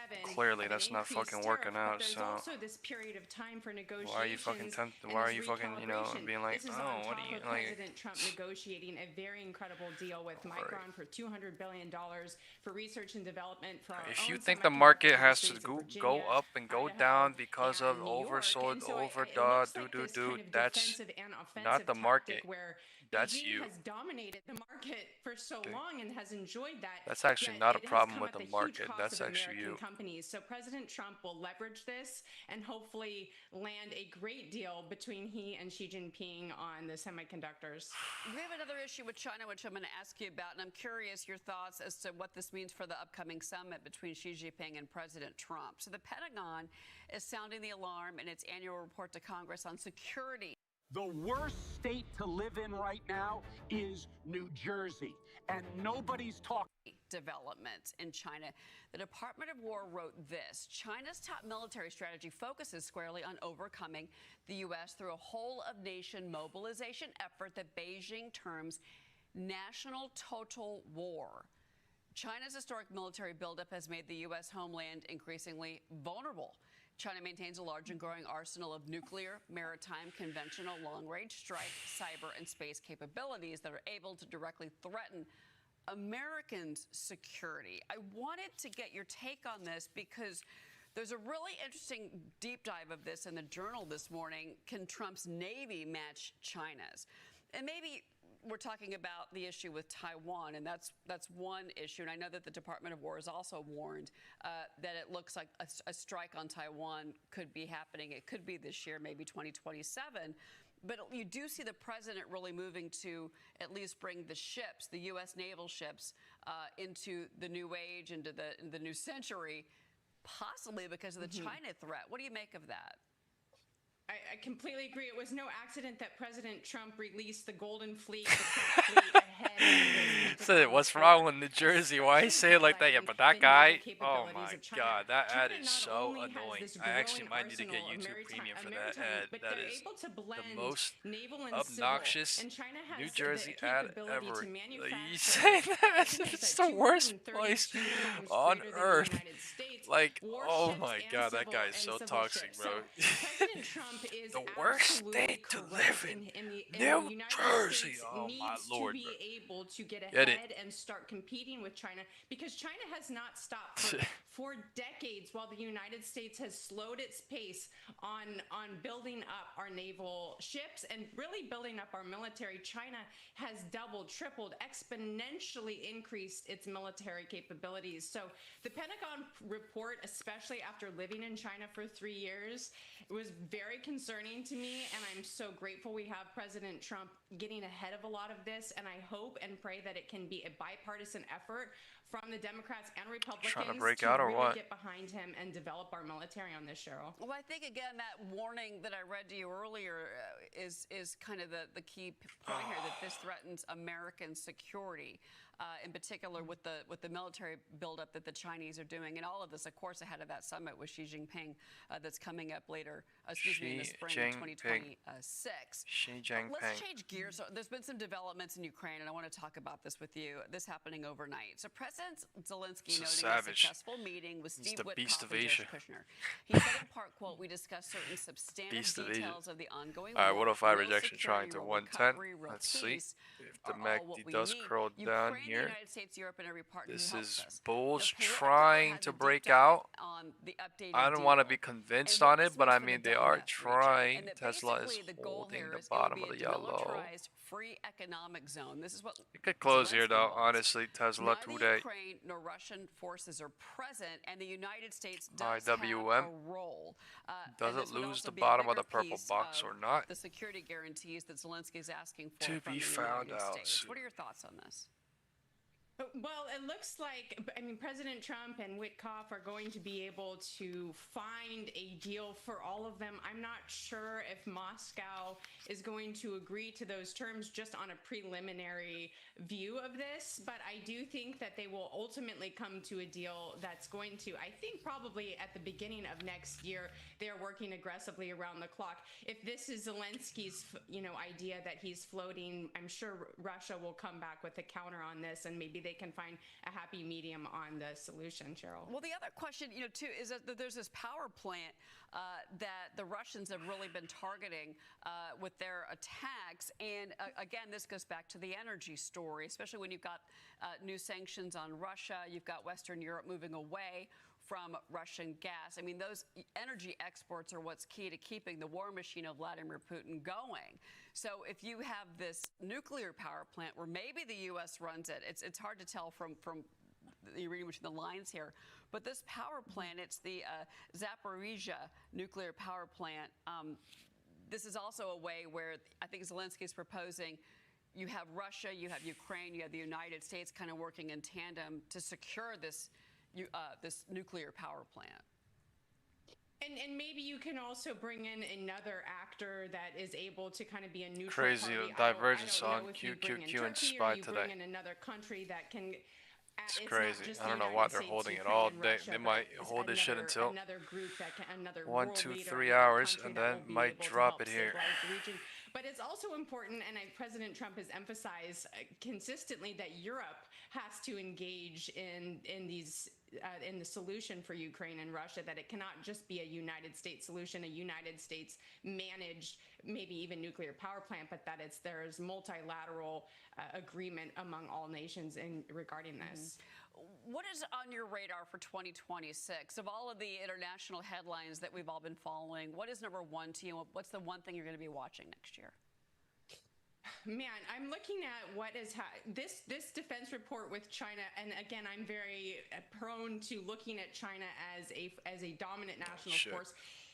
If President Trump can you look at headlines across with the New York Times and all of the media, and you look at them kind of this not really coming out and supporting President Trump in his initiatives and his drive to really remain a world dominant leader and continue putting pressure on China. I look at China as one of the key players, as the actors that we need to continue pushing back against. While President Trump has maintained a very open relationship with Xi Jinping, and he's clearly indicated that he's willing to work with them, they are also still hostile and adversarial to us, and their interests want world domination. So you look at the Panama Canal, you look at the chips, you look at situations like China looking through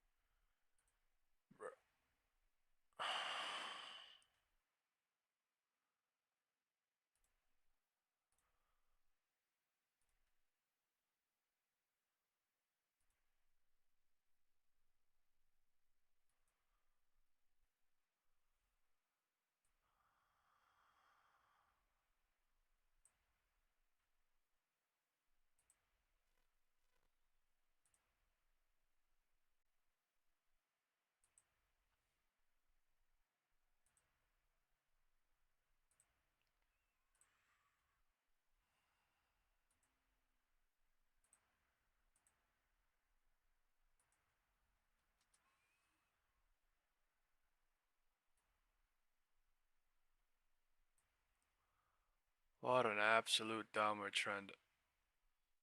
So little. So strong.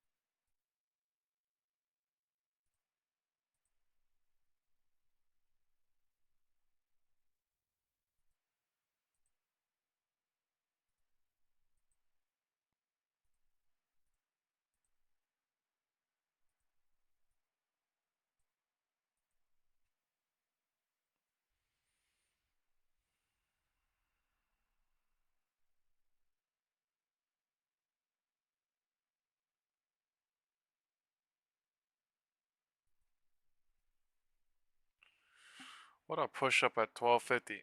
Just playing. What a push up at 1250 and just playing here.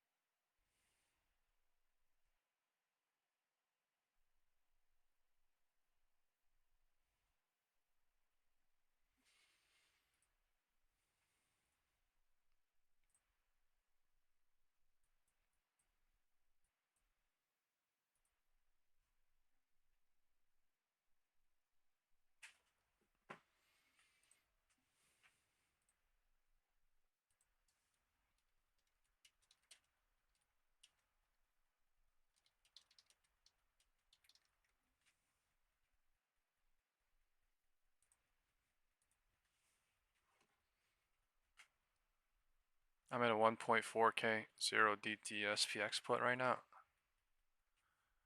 Time is 1:20 here in 45 seconds.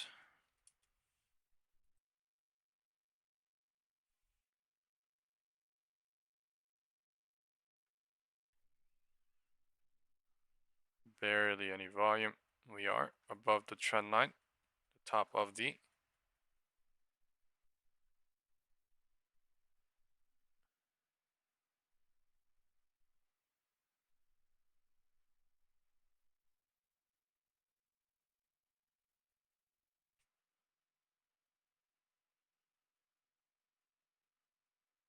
I'm up $100 already. Let's get it.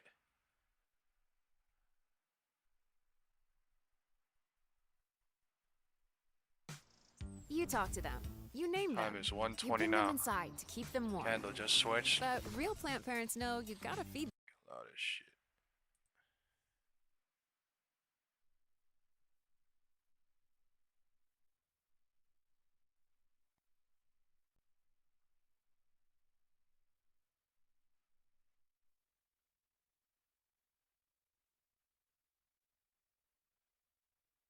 I'm out.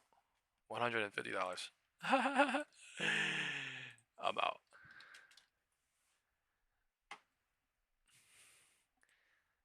Let's go.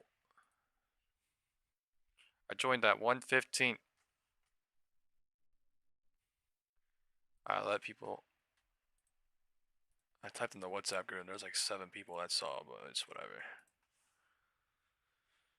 I am done for the day. I'm waiting on Tesla. Tesla law. But I have hella time into next week, so I'm keeping this shit into Monday. I'm swinging it. I'm not playing SPX into Monday, so this is gonna be my swing, I think.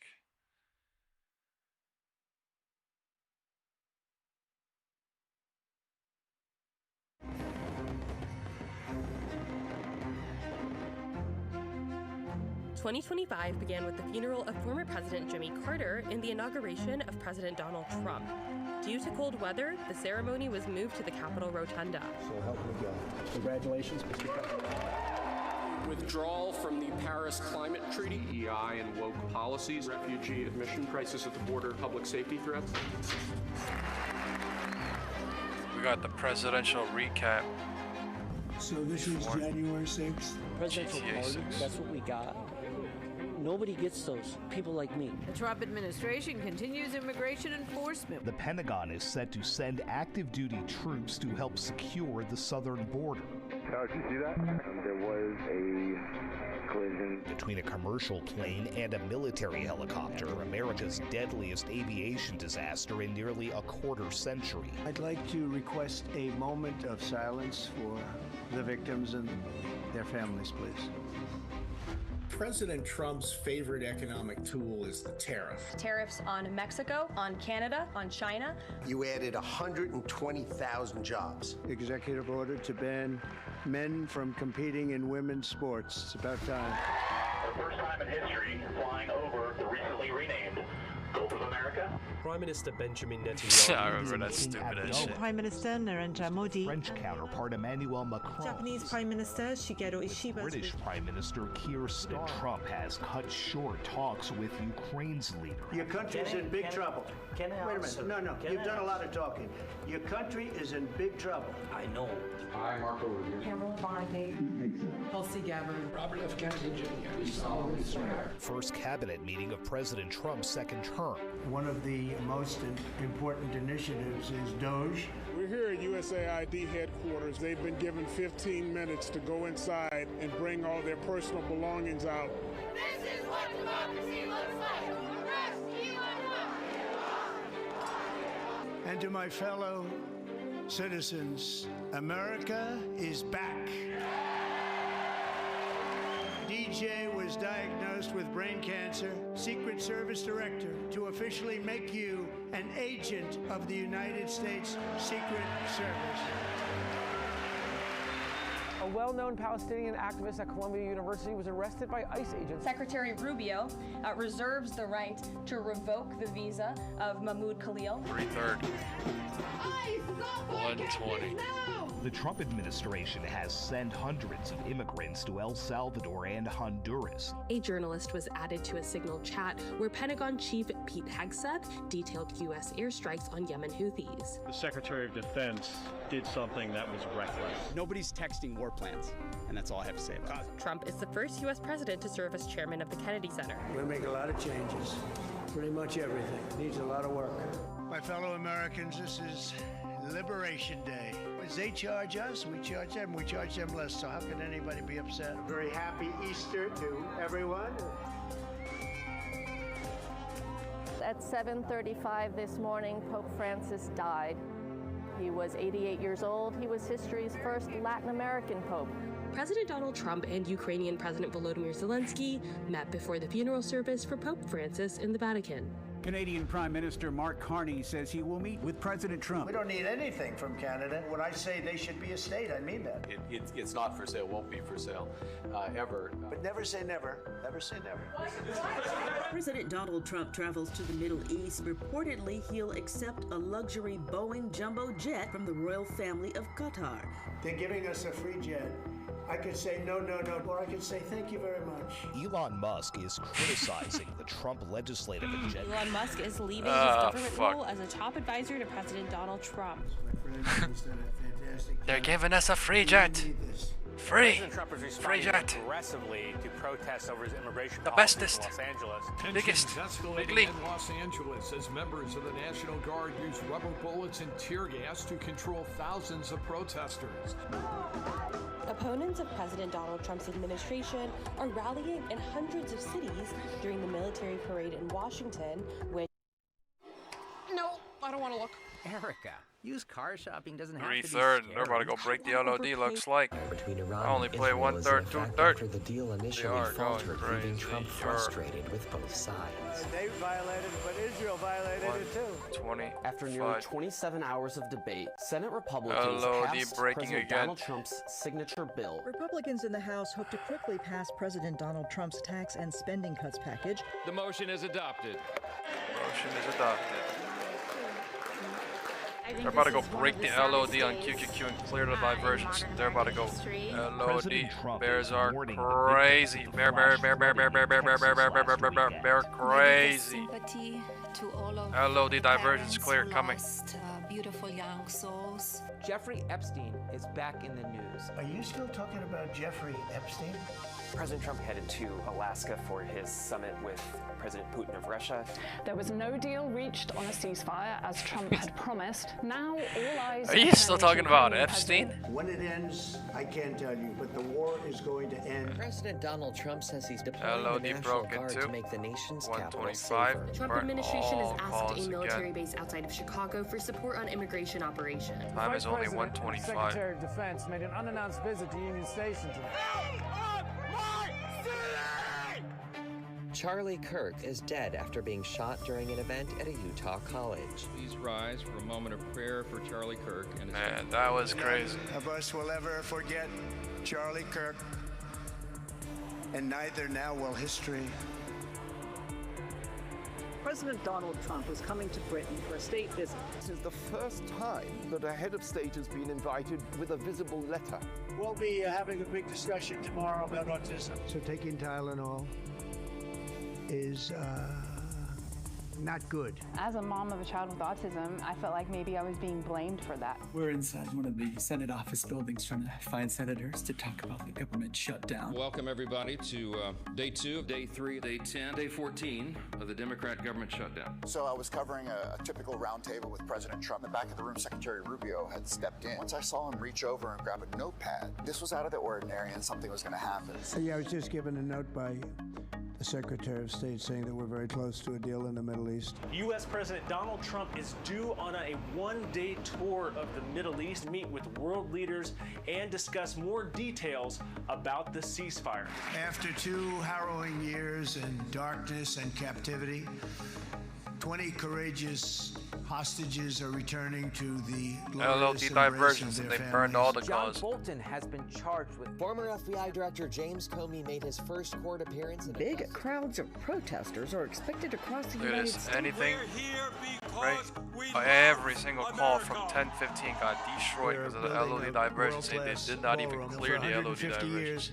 They've wanted a ballroom here. The White House has started demolishing part of the East Wing. The entire White House East Wing has been demolished. President Trump and New York Mayor-elect Zoran Mamdani go from adversaries to a bromance. Affirming that you think President Trump is a fascist? I've spoken about... That's okay, you can just say it. I don't mind. The longest U.S. government shutdown ever has come to an end. The House has passed a bill to force the Justice Department to publicly release its files on Jeffrey Epstein. These women have fought the most horrific fight that no woman should have to fight. Representative Marjorie Taylor Greene has said that she's resigning from Congress in January. It was Crown Prince 125-pound shrine setup has been played. Top of the trend line to the bottom. Washington Post journalist Jamal Khashoggi. Brutal murder of a journalist. But he knew nothing about it, and we can leave it at that. Come on up, Waddle. Welcome to the press briefing round.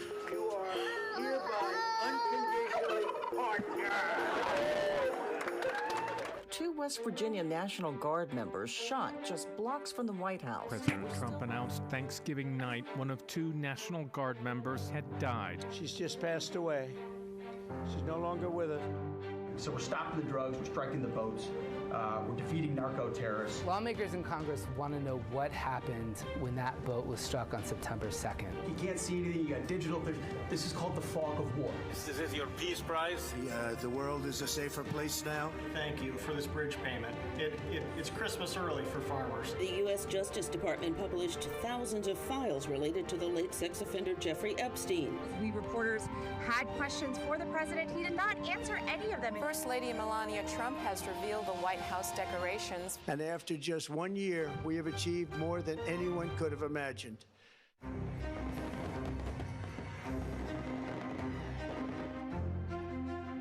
2025 began with the funeral of former President Jimmy Carter and the inauguration of President Donald Trump.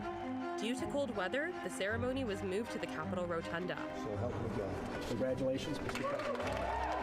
Withdrawal from the Paris Climate Treaty, EI and woke policies, refugee admission, crisis at the border, public safety threats.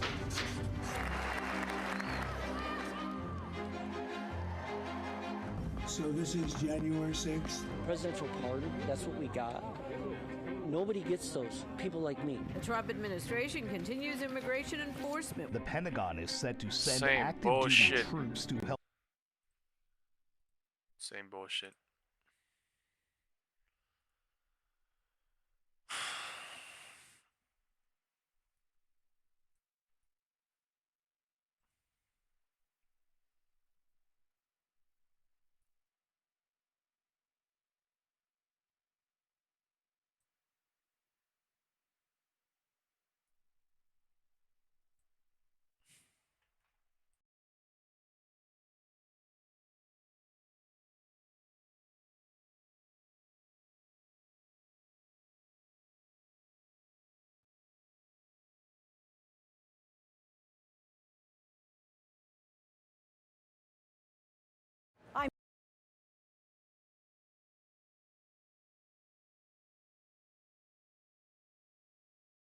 That's about it.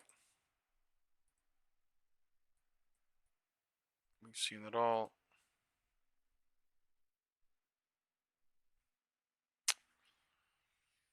Oh,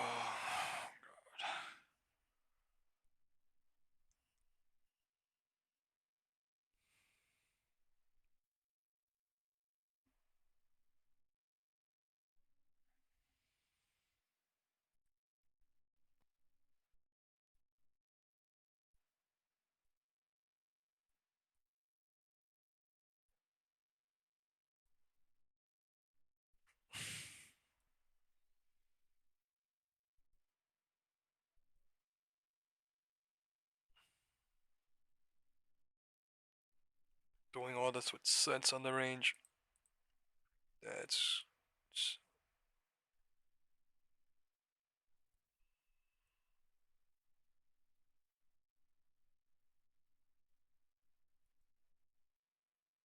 Well, it may be a shortened trading week, but it's been a successful one. Charlie O'Shea, O'Shea Advisors, is with me. And, you know, we're seeing stocks higher. We're almost at records. The holiday shopping season, from what I've seen from Visa and also MasterCard thus far, seems to be going well. What metrics are you looking at about the shopping season so far? A lot of it has to be anecdotal, and I've been doing this, as you know, for an awfully long time. And one of the things I often premise is I'm in the stores, but I'm in the stores. It's not even it's barely an anecdotal sample when you're in a store for an hour or, you know, whatever. So I look at traffic, I look at what people are buying, and I'm seeing, you know, people are buying. People are not just kind of roaming the aisles. They have a purpose. Online helps a lot, where you can go to the website, see what they have. Many of the retailers, the savvier and better positioned retailers, will tell you exactly what aisle it's in the store. So you go, you're on a mission. You're basically doing a search and destroy mission in the store, so you don't have to spend a whole lot of time there. You pick up what you need, and then you see what else is available. And I'm seeing a lot of that activity so far this year. I was up at Woodbury in upstate New York on the 23rd of November, which is the Sunday before Thanksgiving. And I try to get there every year around that time. Never been more crowded. Lines, and it was cold. I mean, it was really cold, and there were lines outside the top-end retailers, you know, the Pradas, the Gucci's, etc. So I think that the high-end consumer is going to I'm drive just the watching spending this this. holiday, and the wild It card looks will too be risky. what happens at the lower end and maybe the lower middle end, and see how they do. But I think we're looking. I think we're going to see a really good year.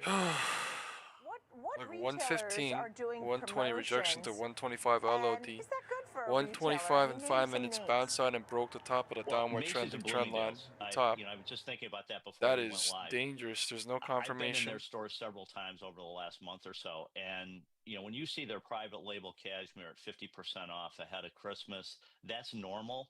I'm going to be more focused on what happens on Friday and this weekend, much like the Black Friday promotions. If somebody is really heavily discounting this coming weekend, that's a problem. That means they didn't clear the inventory at higher prices before and during the Christmas holiday. So that's something to pay a lot of attention to. But the department stores are always promotional. They have to be. I mean, they're in a tough spot right now. And I think that, the Walmarts, Targets, Costco's, Best Buys of the world, they don't necessarily quote unquote promote. They'll get you another way. They'll get you with, quicker shipping. And they're That saying sort holiday of thing. spending Maybe bad. some couponing if you're part of the loyalty programs, etc. So I look at promotions through I think a Saying broader holiday lens and maybe spending a is lot bad. too. I view the shipping promotions are exactly that. They Tesla. are promotions. And Tesla that's one of the things I'm leering. also focused on is I'm in the arms race between 3.3K Amazon and into everybody else for 480 free into shipping next because Friday on the Tesla. 25 odd years I've been Wish me involved with luck. Amazon, Tesla. they have literally Tesla done 2 everything hour. possible to avoid Bearish brick and mortar. 2 hour. They bought Whole Was Foods, but bullish that really was all just maybe week. a toenail in the water. One, They want to two, focus on their three, delivery speed, 4, and they have 5, thrown up 6, billions and 7, billions of dollars 8. at this to compete with the 1, Walmarts and Targets 2, and Costco's of 3, the world 4, with buy 5, online, pick up in 6, store. 7, 8. I'm asking So 7 the or 8 question, days and it's I been just feel like it's hovering not even above a this question trend line. because 1, you need 2, fast 3, delivery 4, to work, 5, period. 6, 7, No one's 8. waiting 7 days for a gift anymore. Market So moving how much does it crazy cost these down on retailers, Tesla, or man. which retailers are better? Somebody was like, at "Hey, the how did you know omni-channel Tesla was of gonna go getting your down gifts to yesterday, you the bro? Look at this fastest?" shit." because they're all. I don't know. It's in gonna this pop up and area, do it again for the top of the box. But Yeah, isn't I that mean, crazy? I might get burned at the 489 stake for again, this like comment 490 from a heretical to perspective, 477, but I've 490 always thought again Target did a great job. to even way You know, lower, during the pandemic, they 473. expanded. Like They've wow, used man. their stores as They're using this shipping fear points. factor Their to go back lower rooms under ship are of wow, man. basically mini fulfillment centers. I think they've done a terrific job over the years, and I know they've had some bumps in the road lately. The sales are holding up, but they've had some bumps in the road. I think Walmart's done a nice job. What we saw during the pandemic were, you know, retailers like Best Buy able to hang on to, you know, almost 90% of their sales when the stores were closed. So I think you look at the big guys, the ones that had the money to invest online, the ones that didn't close 1 million stores because the equity market said they should close them, and use those stores advantageously. 1, 2, And I 3, think, 4 red you know, days you've in a row. seen Holy that with fuck, that's the a lot though. Walmarts, Targets, Costco's, Best Buys. BJ's 1, did a 2, terrific 3, job. 4 red Dick's days in a Sporting row. Goods did a What the terrific fuck? job. Some of the department stores were a little later to the game, and I Damn, think they they're feeling destroyed that pain 500 right now. cars, I but think that's one of the wow. Are there a fundamental lot of problems that they puts now? still have. That's the question. Yeah, I understand. I mean, I mean, 4 days in a row is why would actually you get in kind of trouble for saying terrifying that too. Target's doing a good job? I mean, when See, when but they 2 do hour and these 4 hours still investments, bearish here. I mean, That's why people I'm, want, but yeah, you know, that's during crazy. COVID, people expected curbside and e-commerce, and we IWM actually saw bouncing. that with some of the prints Oh my yesterday. god, IWM that, actually running now. you know, Visa and MasterCard. Visa said up 3.9% holiday spend. Visa said 4.2%. MasterCard said 3.9%. Why is it doing this now? They talked about jewelry. They talked about eating out and dining out. Those were some of the things. And also that people were shopping online. That was up at 27% of the shopping was being done online, and that was up nearly 8% year over year. I mean, these are the things that have to continue to happen. A final thought here about the online versus, you know, the in-store. Most of the people are still in-store. Mm-hmm. Absolutely. And I've been preaching this for an awfully long time, that stores are precious. You know, they're on the asset side of the balance sheet for a reason, and you have to unlock the value. And unlocking that value means being able to use them for online pickup, but almost more importantly, keeping them fresh, keeping them well stocked, keeping the employees happy, keeping the customer experience positive. If someone's going to invest the time to get up off their couch and come to your store, it has to be an almost flawless experience from top to bottom. Because if it isn't, they may not come back, and they may not even hit your website. So you have to ensure that those stores are fresh. And, you know, I go back a long way in this sector. Burn all I the can fucking remember calls and they're walking going up into some now. of the Oh old my god. Sears stores, and they looked like, you know, the old Those are Soviet coming on Union. SPY. They were so tired and so beat up. I couldn't imagine why anyone would shop there.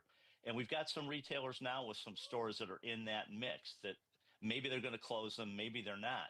But until they make that hard decision, they're not assets anymore. They're liabilities, and you almost wish the customers did not come to those stores, because they're going to walk away disappointed, and you cannot have that. Retail's too competitive now. Yeah, I saw that Super Saturday had nearly 160 million shoppers. That was a record. Many folks are still talking about the inflation that they're seeing when they go to shop. That's another topic, I guess, that people are still concerned about. Charlie O'Shea, O'Shea Advisors, great to see you. Thank you so much. I hope you got some good bargains. I was always told if you don't get 40% off, you're not really getting a bargain. I don't know, I look for 40% off. What a wild ass pattern. What a wild ass pattern today.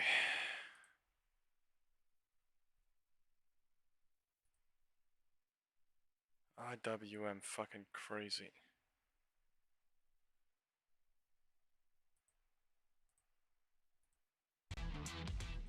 Welcome back to Trading 360. I'm Marley Caden. It's time now for the 360 round. For that, let's bring in our panel to discuss Meta and the year of this Mag 7 name in 2025. Joining us today, Dave Nicholson, the Chief Research Officer at Futurum, and Ali Mogharabi, the Senior Equity Analyst at West End Capital Management. Appreciate you both taking the time to be with us today. Dave, let's start with you. You know, when you look back at Meta and the year that they've had in 2025, what sticks out to you most? First of all, Marley Christmas. I've been waiting to say that. I think what sticks out most is really the question of this CapEx investment that they've made in 2025, approaching $75 billion, and really the burning question of will that be paying off in 2026. That is the number one thing. Will these investments in AI pay off in 2026? All right, and Ollie, coming over to you, and no pressure on how much I liked that Marley Christmas comment to either of you. That was great. You know, Dave just mentioned the CapEx spend that we've seen, but they had strong ad performance this year, solid top-line growth in 25, but we're still focused on this massive CapEx spend. Do you think that Meta spent too much too soon in 2025? Yeah, in our opinion, yes, they did spend too much too soon. Obviously, the ROI remains to be seen, but I mean, it's not just this year north of that 70 billion that was just discussed, but it's also next year. You know, some analysts have it estimated at, you know, above 100 billion, and you've got that free cash flow getting cut in more than half. I think reduced by around 60% next year. So, you know, this is a company historically known as pretty much a cash cow. But when you see that drastic, very aggressive investments in When AI it's breaking out on the SPY. CapEx side, you know, you really want some ROI on that in the near term and medium term, not necessarily 5-7 years down the road. So But on the 3/3 other up hand, here as too. you mentioned, I mean, the Q3 numbers were good. You know, top line growth pretty solid. I mean, they are getting more interaction, more time spent on that platform by the users. Obviously, the AI-generated content is helping them a little bit, but in terms of the ad impressions sold, the price of the average price of ads, all of those up nicely in, you know, double digits. So, you know, if they, in our opinion, if they continue to focus on what they do best, and by the way, AI is actually helping on that front in terms of making the ads more effective, the ad creation, the ad placement, all of that stuff. I think the market will have more confidence in the company, and therefore, you know, you could see the stock go up. But all of that remains to be seen. And Dave, Ollie just highlighted that their free cash flow is expected to fall sharply, potentially down 60%. We're going to see some margin compression, potentially into single digits here. At what point do you think that becomes a valuation problem?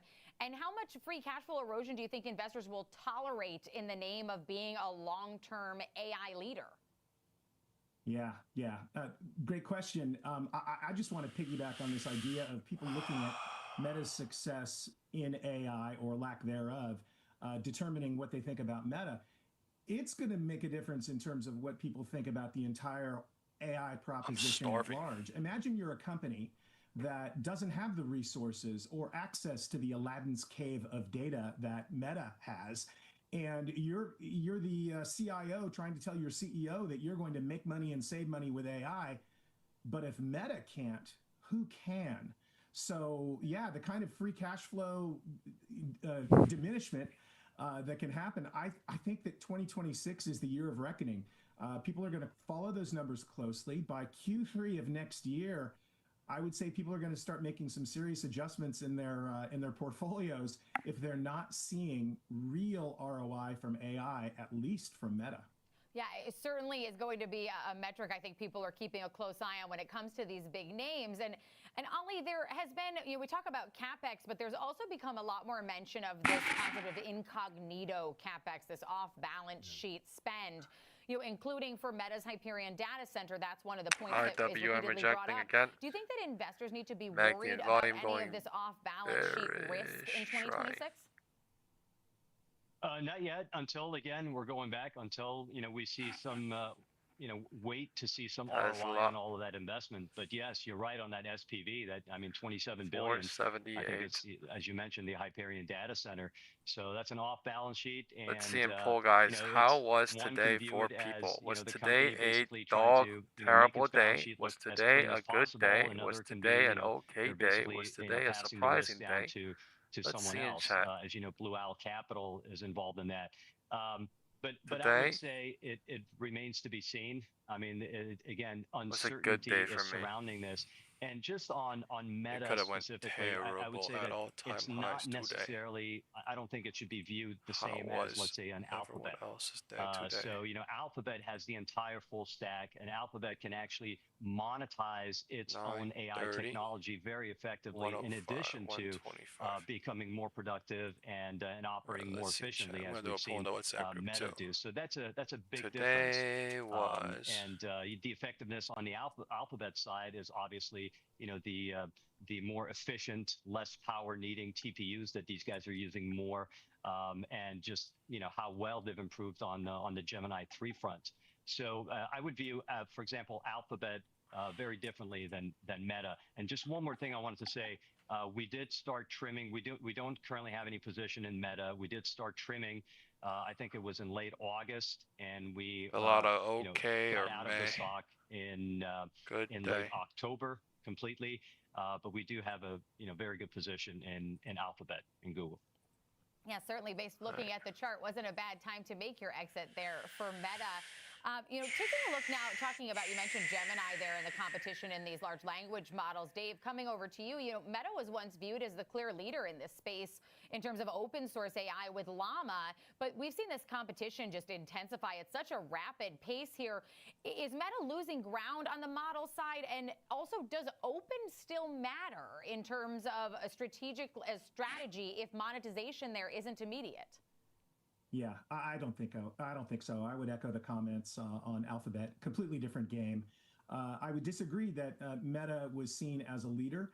I think that folks really examining this issue just saw a bit of a dip from the stage on behalf of Google Cloud specifically, and Alphabet. So no, that whole idea of having the complete stack, it puts Meta in a completely different category than someone like Alphabet. The one thing they do have is this idea of an AI interface, and they own all of this data because they know all of these things about us. So will Meta glasses make some sort of inroads? I think Meta. How many times do we go up and down? 1, 2, between a rock and a hard place position. 3, 4, 5, 6, 7, 8, 9, 10, 11, 12, 13, 14 times. Company?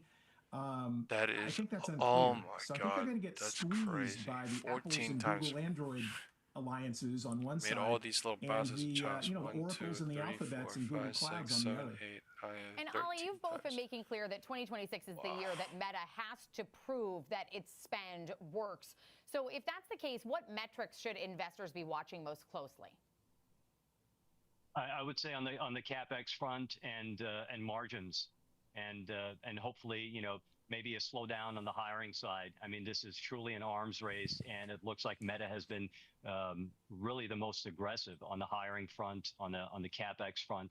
So we do need to see additional return on investment. That's pretty much it. Let's hope that can be actually accommodated by maybe possibly a slowdown or a deceleration in that CapEx growth that we've seen the last 2 years, a year and a half, 2 years. So that's what we're looking for. But yeah, it requires a lot of patience if you're in that name. Right, Meta this year performing about 14% higher, right in the middle of that Mag 7 pack. But I want to thank both of you for being with us today to highlight Meta's 2025 and also take a preview for 2026. And I'm going to steal Dave's phrase and wish both of you a Marley Christmas, because it's my new favorite holiday greeting. Merry Christmas to you. I'm about to fall asleep. And thanks to Dave Nicholson, Chief Research Officer at Futurum, and Ali Maghrabi. I'm about to fall asleep. That's how fucking jack shit we're doing.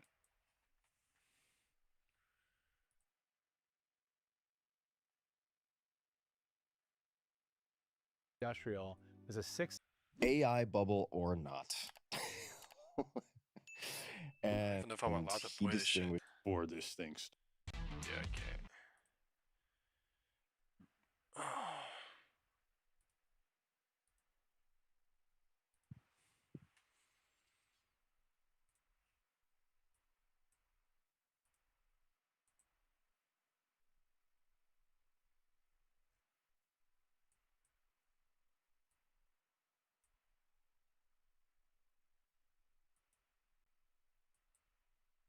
That's so crazy.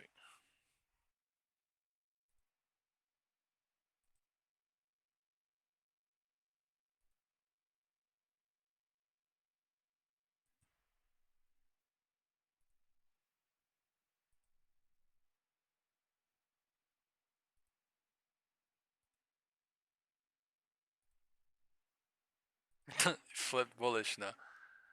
My God.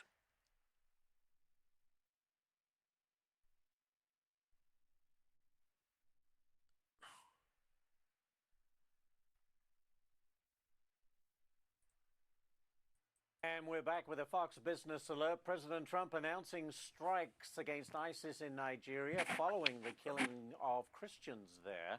Victoria Coates joins us now. Victoria, good to see you. Is this a one-off, do you think, or could we see more strikes? Well, happy Boxing Day, Ash. I think this is a very important signal from the president, who announced the strikes last night. And he's been speaking out about the persecution of Christians, which has sadly been going on for years in Nigeria. And so I think we could see this as a very strong action against ISIS, Boko Haram, the other groups that are active in Nigeria, and a clear message to the government of Nigeria that they need to get after this problem. But do you think those groups will back down? Well, I think they will. I mean, these are Tomahawks launched off of a Navy destroyer in the Atlantic. I mean, ISIS doesn't have any capabilities like that. So this is the United States using our dominant military edge. And it's also why the president's announcement about that new class of Navy battleship is so important. We can do this right now, and we're going to maintain that edge going forward. All right, let's talk about another area look at QQQ following this trend line. Look at IWM going to the algo range, and look at SPX breaking out again. An excuse to deploy the military. He's calling critics traitors. He's also arresting dozens of dissenters. And this is a difficult one to call. How do you think this plays out, and how far does the U.S. military go? This is actually the communist Cuban regime exercising their power through Venezuela. They're the ones who are propping Maduro up. But bear in mind, if Maduro can't get oil to Havana, Cuba's going to collapse. They're in their worst economic situation since 1959, Ash. I mean, things are really bad on the island. A quarter of the population has fled over the course of the last 4 years. So political, man.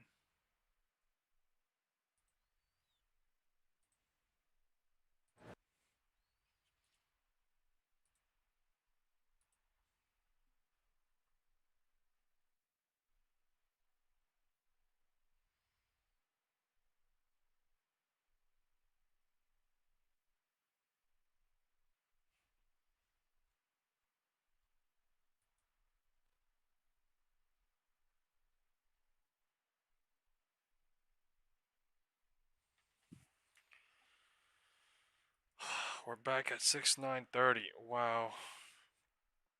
We did not break the previous all-time high.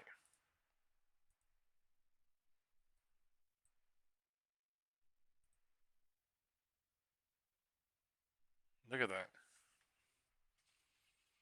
What the fuck? It literally bounced perfectly right before it.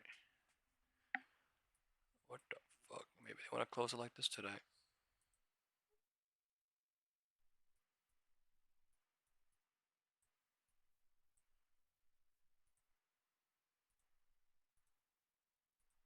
Alright. Oi! Oi, oi, oi.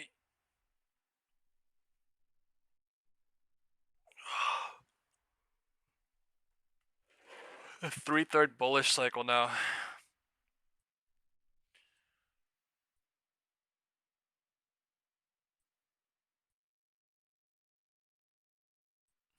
Doesn't mean we can't go higher, but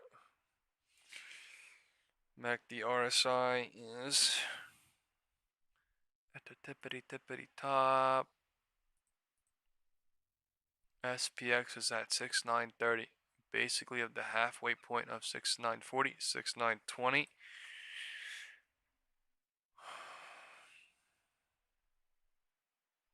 Could see a little bit of a pop again above VWAP and then reject, possibly at the halfway mark, but yeah, this is somewhere 945 too, the low of the day. So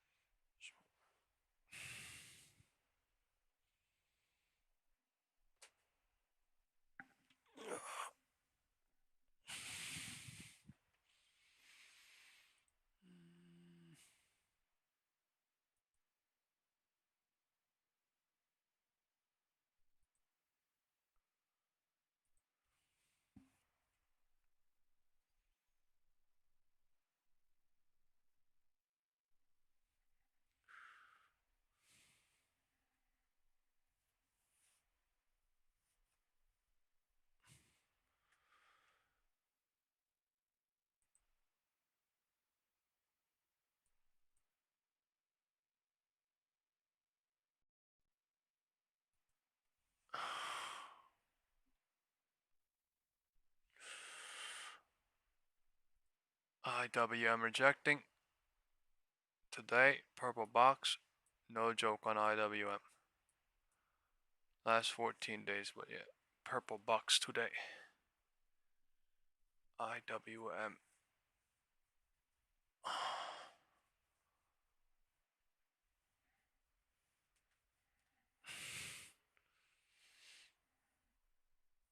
Are you talking about Tesla coffee? Yeah. You gotta expect some fucking zero DT shit today on Tesla, man. Today is they're playing 480, 477, 478. This shit is straight up zero DT, so expect the craziest on Tesla. I am. IWM. IWM.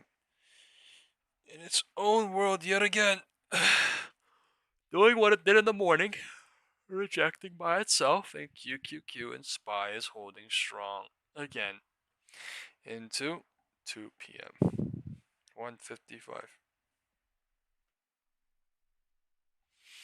Why is it doing that? We're about to find out. It could be another little morning part 2. Or it could be... I don't fucking know. I don't know what the hell IWM doing or what the hell the plan is today on IWM. Close it here, go a little bit lower, close it, I don't know.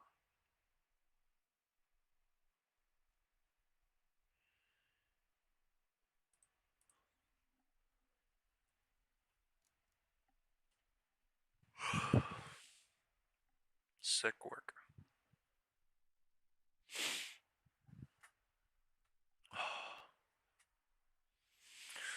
I'm about to go take a nap. I gotta take a fat nap for like an hour before I go, so I'm tired of shit. Let's see if there's any really good news we could watch before we head off, man. Man. Today is Friday, guys. Today is Friday, so look at what we're doing right now. We are at the top of the trend line. Up ascending trend line since here-ish. Since 1250, we were in a ascending trend line, but they spiked it down to get a new floor, bear trap more people at the new floor, get people bearish, and then zero DT burned them. They did not break that all-time high previous, so low-key this is looking like a setup too. IWM rejecting, so I have no fucking clue. It's looking like this shit's a setup, and then QQQ strong, IWM rejecting, and we're about to find out what the next 5-minute candle does in 2 minutes here. Tesla bouncing, zero DT, fucking gaming.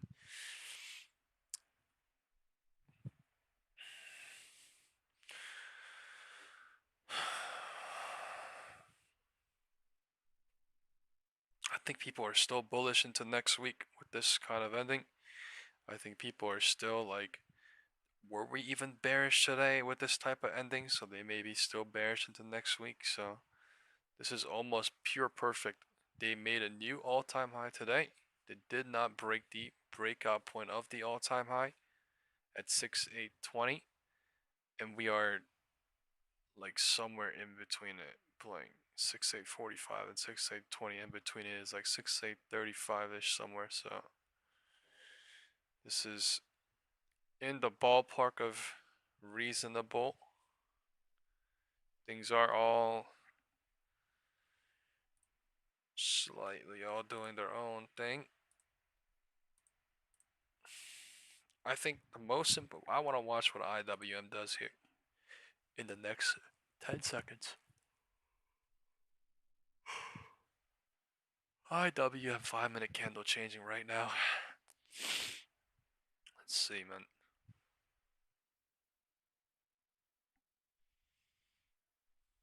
IWM today, crazy.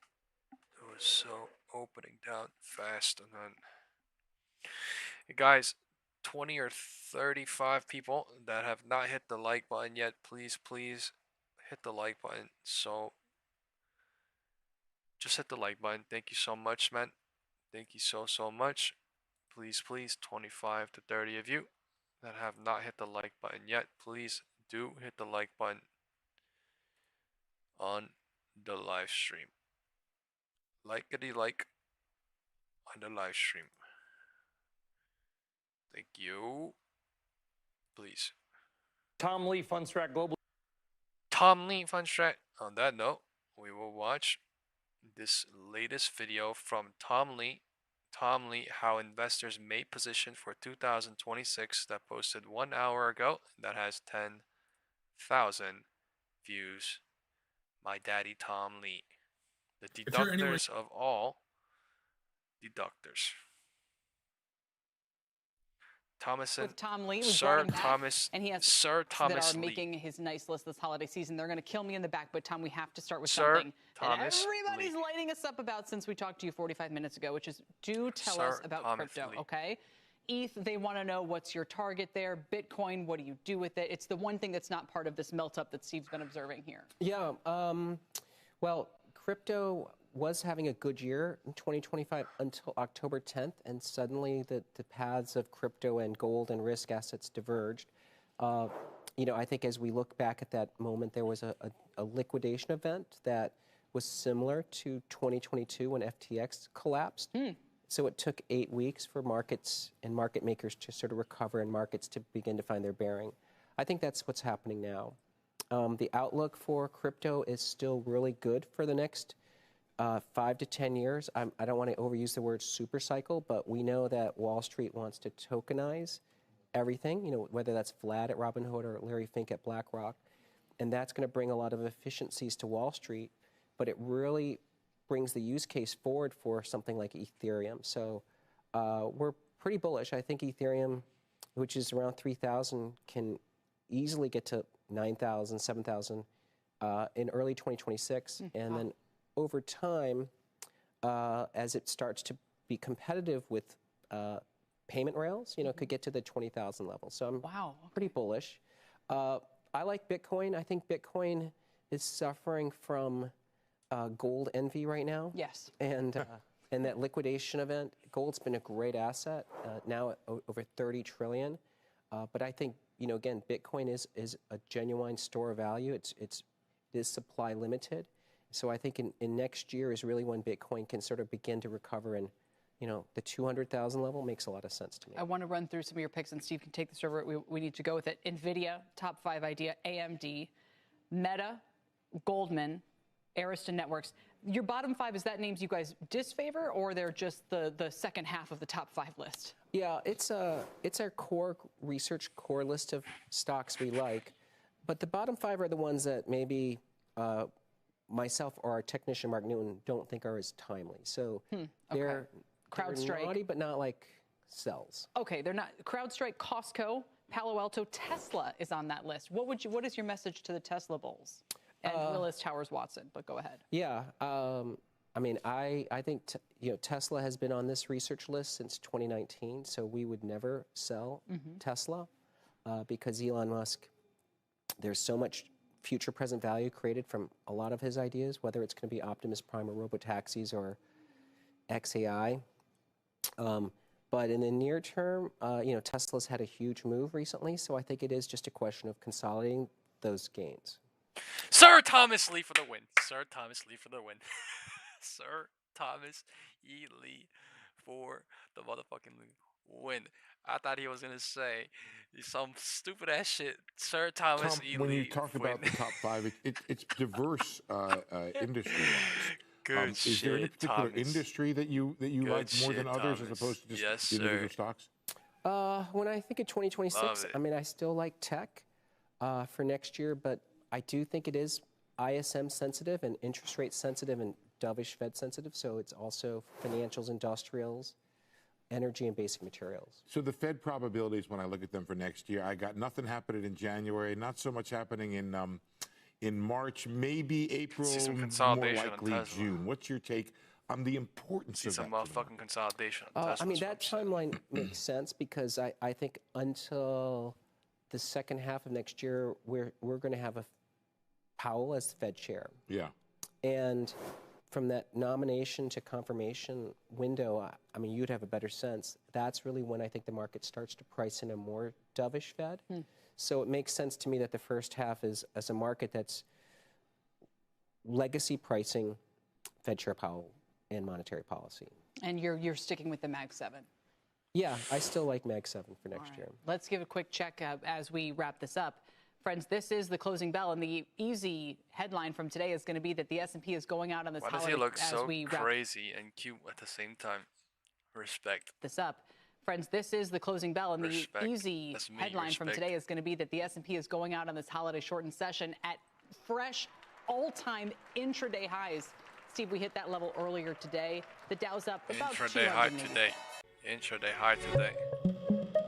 All-time high today. December 26th, one day after Christmas. One day after Christmas.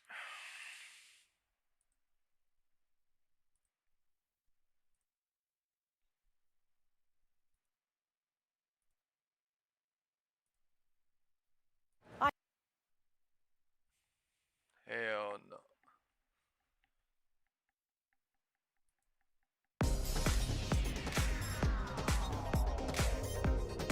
All right, welcome back to the Tech Corner. I'm George Silla, Senior Markets Contributor here with the Schwab Network. On this week's edition of the Tech Corner, we're going to be covering mega-cap company Amazon. Now, Amazon is a global platform company that sits at the intersection of e-commerce, subscription services, digital advertising, and cloud computing. The company operates through three primary segments. Its North American segment, which constitutes about 61% of sales, its international segment, and its Amazon Web Services segment as well. Now, Amazon is not just a first-party online retailer. It is also one of the world's largest third-party marketplaces, where it earns fees and fulfillment revenue from sellers. And it is a majority advertising revenue where brands and merchants pay to reach shoppers with high purchase intent. Over time, Amazon has become a dominant player in various sectors by offering an extensive range of products and services. While designated as a consumer discretionary stock with its large e-commerce platform, the company also holds a large role in cloud computing, digital streaming, and advancements in artificial intelligence that underpins a meaningful share of Amazon's operating profit. This is what they do. Want to eat shit for a little bit.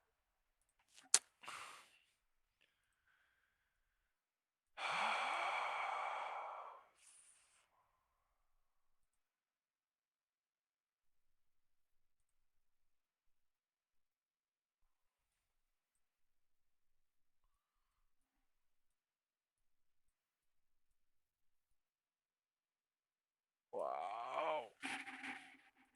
Big move on Tezzy. Big fucking move on Tezzy.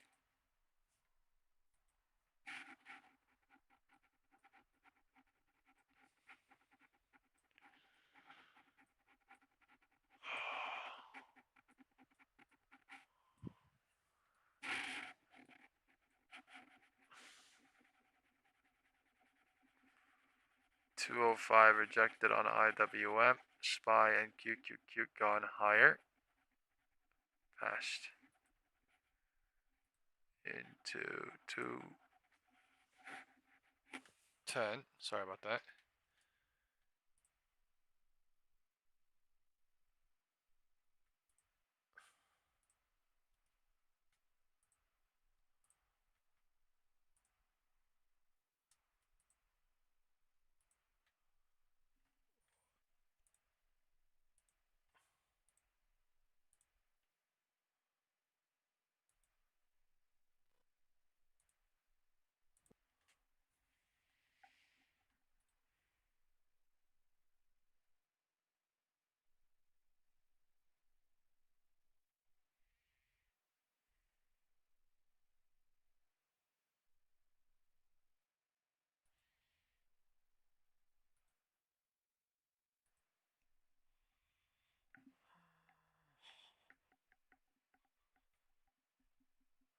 Slow day on news too. Very slow day on news.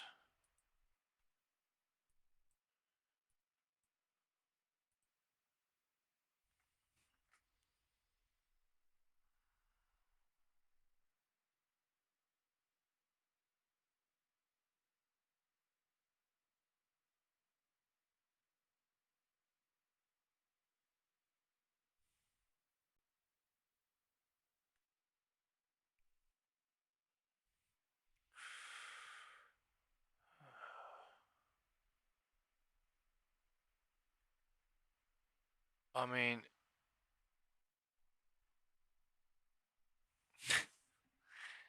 not a lot happened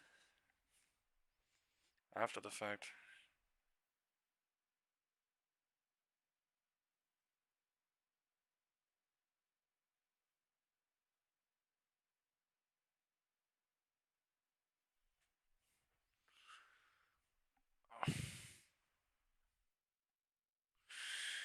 Not a lot happened.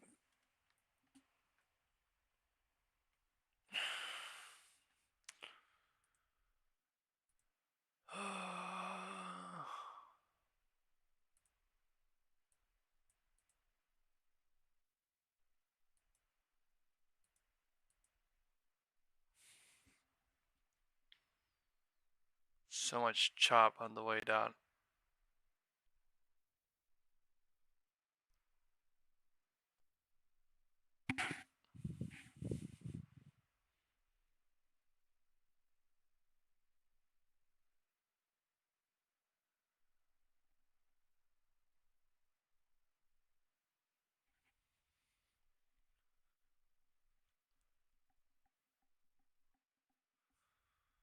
Well,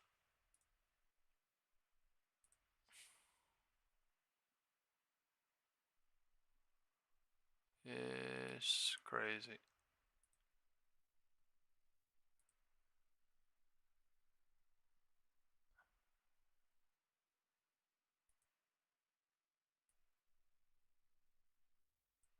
There's some crazy ass shit happening here too. At 12:30, best spiked up and then came back into, and then 105 rejected and spiked down into 125 new LOD and then went back up too. So something crazy going on here. 210. Everything trying to reject. Everything rejecting. Everything rejecting. 210. IWM. QQQ. SPY. Tesla. All together into 215 now. Time is now 2:15. 2:15.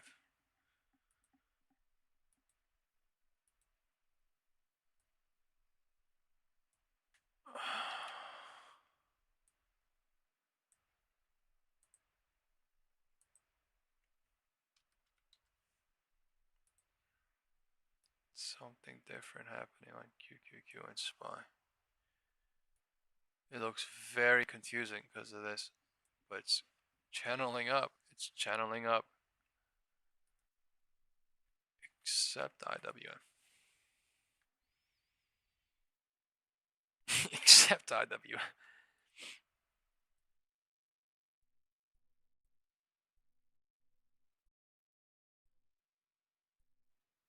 Time is 2:15.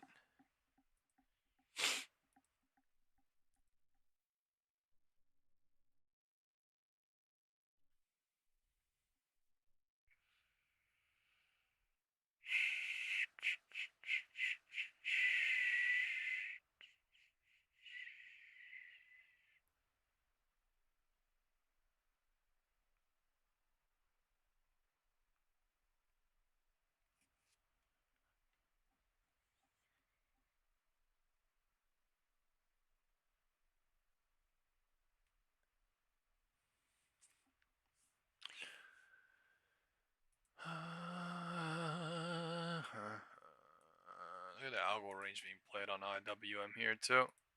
2:05 into 2:15. 1 minute gap filled. Time is 2:15.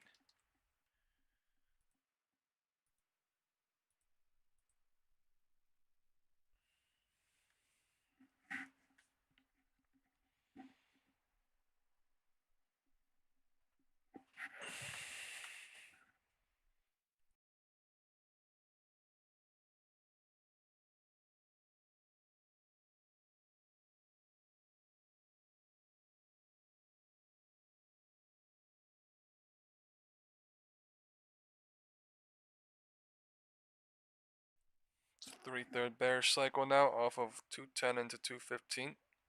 Time is 2:20 here in 56 seconds. Things are expediting hella fast.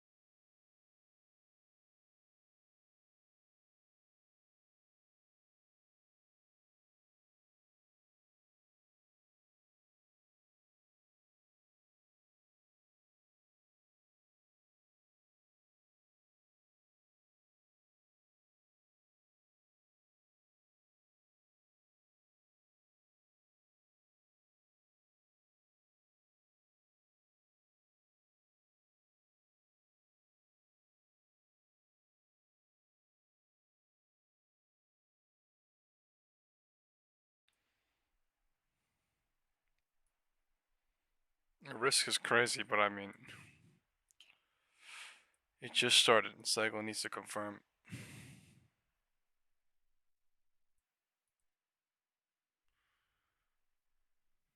MACD and volume almost went by itself, but yeah, prices need to confirm.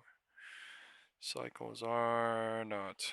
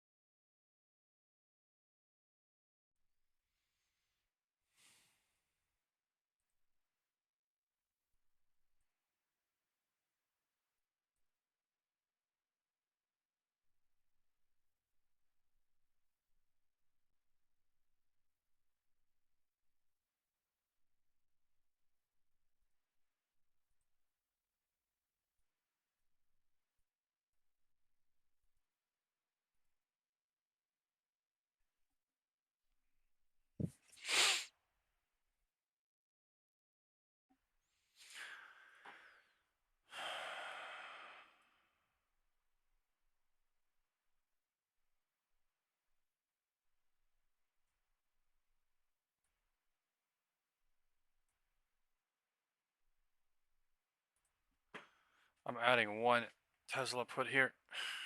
I'm at 4.2K now. 4 contracts into 480.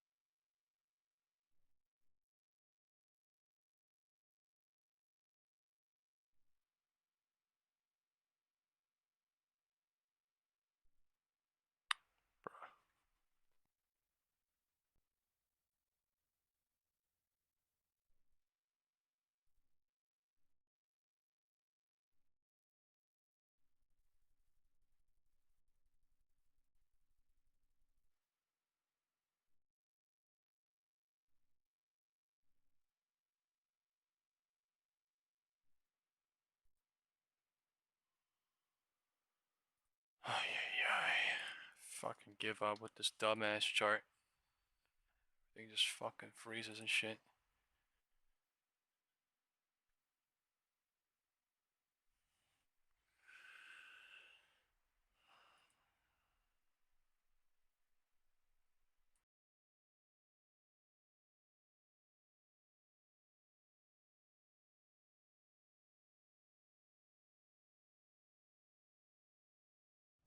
Today, major cryptocurrencies are moving lower as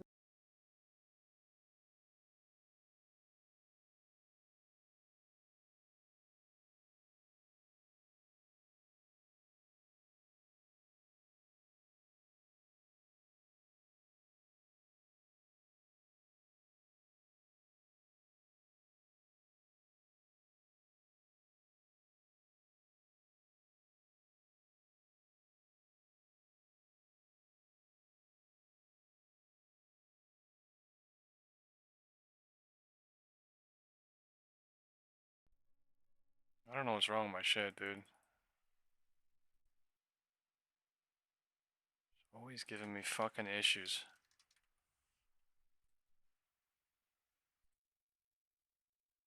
Actually, fucking atrocious.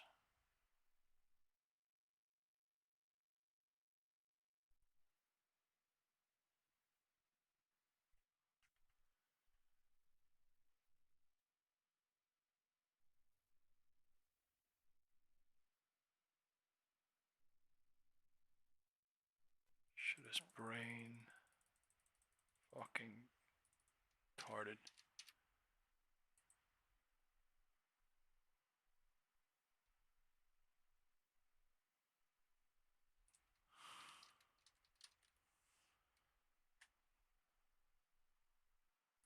Shit is brain dead.